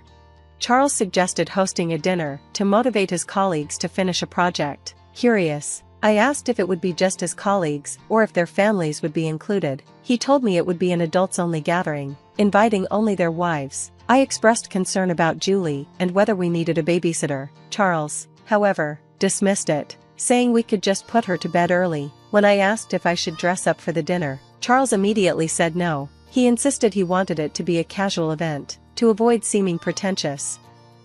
I agreed, though I was already feeling uneasy. The next day, I went shopping to pick up ingredients for the dinner. As the evening approached, I felt a ball of nerves in my stomach, trying to present our marriage in the best light. To my surprise, every single guest, including Charles, arrived dressed in elegant attire. Charles had told me not to dress up, but I now realized it was a deliberate oversight, leaving me feeling underdressed and embarrassed. The evening progressed without incident, until a moment occurred that I will never forget. While serving dinner, one of Charles's colleagues asked me who I was. With unsettling ease, Charles introduced me as Julie's nanny. His words struck me like a cold shock, stirring a rage inside me that I had never felt before. I wanted to correct him immediately, but instead, I retreated, overwhelmed by humiliation and betrayal. The rest of the evening passed in a blur, and I spent it isolated, overhearing the laughter and chatter of the guests, all of which deepened my sense of indignation and hurt. After the guests left, Charles came into our bedroom as though nothing had happened, completely oblivious to the storm brewing inside me. His lie not only insulted me, but it also made me question the very foundation of our relationship. I waited for him to address what had happened, but he acted as though everything was normal, going through his usual routine. It wasn't until he was comfortably in bed that he noticed my silence and asked if I was upset with him. His obliviousness was astonishing. "Are you really asking me that, after what you said tonight?" I challenged. He seemed genuinely confused, asking what he could have possibly said to upset me. When I confronted him about calling me Julie's nanny, his response was dismissive, as if it was no big deal. I should have understood why Charles did it, but I couldn't bring myself to. I demanded an explanation, desperate to make sense of his actions. His justification was nothing short of shocking. He admitted that he found it embarrassing to acknowledge I was a stay-at-home mom. He feared it made us look outdated and dependent, especially when the wives of his colleagues were all employed. He argued that my staying at home made us seem less progressive, especially in the eyes of his friends, who valued the independence and careers of their partners. I was stunned. How could my contribution to our family, my managing everything at home, be seen as weakness or dependency? I reminded him that I was the one handling everything, cooking, cleaning, taking care of Julie, and that had nothing to do with being dependent on him. But Charles insisted that my lack of income was a source of embarrassment for him. His words stung, deeply unfair and contradictory. After all, it was his idea for me to stay at home in the first place. What followed was a heated argument about values and appearances. Charles asked me to simply go along with his fabricated narrative, for the sake of his reputation. His dismissal of my feelings, and his request for me to support his lie, was the last straw. I was hurt, frustrated, and furious, but I agreed to play along, though I warned him he might regret asking me to do so. I grabbed an extra pillow and retreated to Julie's room, seeking refuge from Charles's demeaning perspective on our family dynamic. That night, I found little comfort other than the quiet release of tears as I processed the hurt he had inflicted. His words echoed in my mind, deepening the wound to my self-esteem. It became painfully clear I couldn't let this cycle of disrespect continue, not just for my sake, but for Julie's, too. I couldn't allow her to grow up thinking that such behavior was acceptable in any relationship. The next morning, after dropping Julie off at school, I walked into a divorce lawyer's office. It felt surreal, but strangely, I also felt a sense of relief at the thought of a future free from Charles's demeaning attitude. I gathered all the necessary financial documents, including records of my inheritances and investments, and waited for the divorce papers to be prepared. Once everything was in order, I devised a plan to confront Charles publicly. I arranged a meeting, pretending it was for business purposes, and invited him and his colleagues, none of whom knew the true agenda. When the meeting began, Charles's confusion was evident. I seized the opportunity to set the record straight, addressing the group and exposing the lie he had told about me being just Julie's nanny. Charles tried to dismiss the situation, but my resolve only grew stronger. I revealed a personal account he wasn't aware of, shocking everyone, including him, by displaying its substantial balance. This dramatic revelation served two purposes. It corrected his false narrative and publicly denounced his shallow, disrespectful behavior toward me. Charles's weak attempts to justify himself fell flat. His admission that he lied out of panic did nothing to salvage his dignity. I turned his own words against him, pointing out the irony of his claim that I was financially dependent on him. The unfolding drama made it clear. By exposing his hypocrisy, I not only reclaimed my dignity, but also highlighted the fundamental importance of respect and truth in any relationship. This public confrontation was a decisive step in ending a marriage that had been tainted by superficial judgments and disrespect. In that moment, I laid bare the truth to everyone present. Charles had reduced my role to that of a nanny in front of his colleagues to avoid the embarrassment of admitting that I, his wife, was the one managing the household while he focused solely on his career. He had been comfortable boasting about his financial contribution, as though it were the only one that mattered. My declaration that he had turned me into a nanny in his colleagues' eyes was the final blow. Without waiting for a private discussion, the truth was out, and so was the marriage. I handed Charles the divorce papers then and there. "Julie and I will be leaving this house by this weekend," I declared, making it clear there was no turning back. His obsession with having a wife he could boast about, rather than a partner, had led us to this point. His actions had humiliated me beyond repair, and no amount of explanation or pleading could change my mind now.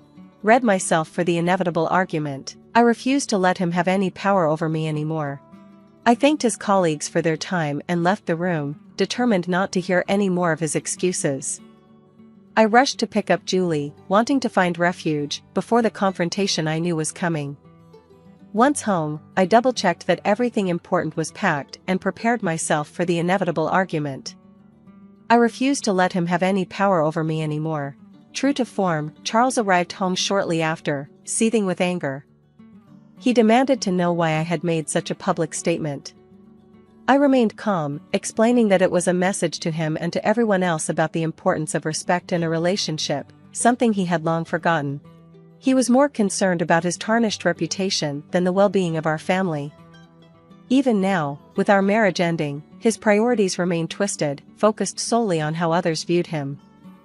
I pointed out the irony of his concern for his image when he had been living a lie.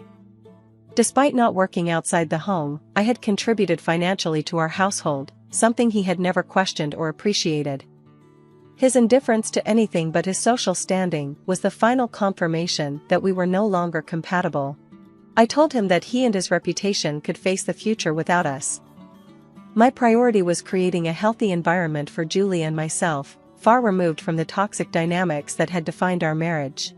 As I stood firm, the realization set in that our journey together had come to an end. A new chapter awaited Julie and me, one grounded in respect, truth, and freedom. With everything packed and ready, I was prepared to leave. Charles's threat to fight for custody in court didn't faze me. I calmly reminded him that I had accumulated 4 years of documentation highlighting his absence as a parent. Despite his attempts to make me out to be the villain, I knew the truth: Julie would stay with me. Charles accused me of trying to ruin his life over a single comment, but I made it clear that his remark was merely the tipping point. His continuous mistreatment and disregard for me had been ongoing, and the comment at dinner was just the latest example of how little he valued me. When he lashed out, calling me insane and questioning my mental state, I saw it for what it was: his inability to face the truth. I told him this was an opportunity for self-reflection, hoping he might finally understand the depth of his actions. I left him with one final remark: enduring his insults for years made his current humiliation feel insignificant. I gathered Julie and prepared to leave. As we drove away, I felt a strange mix of relief and sadness. The end of our family wasn't something I had ever wanted, but I knew it was necessary. I wasn't to blame for how things had turned out, but the weight of the situation still sat heavily on my heart. Julie, however, seemed largely unaffected. She had rarely interacted with Charles due to his frequent absences, so the change didn't disrupt her as much as I had feared. In fact, her excitement about our fresh start was infectious. We settled into a new condo I had purchased, and Julie's joy over her new room brought a warmth I hadn't felt in years. This move wasn't just about a new home, it was the beginning of a new life, free from the shadow of a controlling spouse. Securing a new job came easier than I expected, largely due to the unexpected support I received from some of Charles's former colleagues.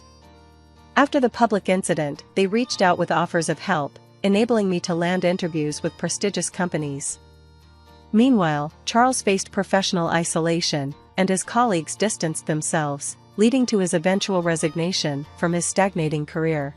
The divorce proceedings were intense, with Charles fighting for custody. But armed with undeniable evidence of his lack of involvement and Julie's wish to stay with me, the court's decision was straightforward. I chose not to pursue any of Charles's assets or wealth. I wanted nothing more than to sever our ties completely and start fresh on my own terms. A year has passed since those tumultuous days, and looking back, I occasionally reflect on everything that transpired.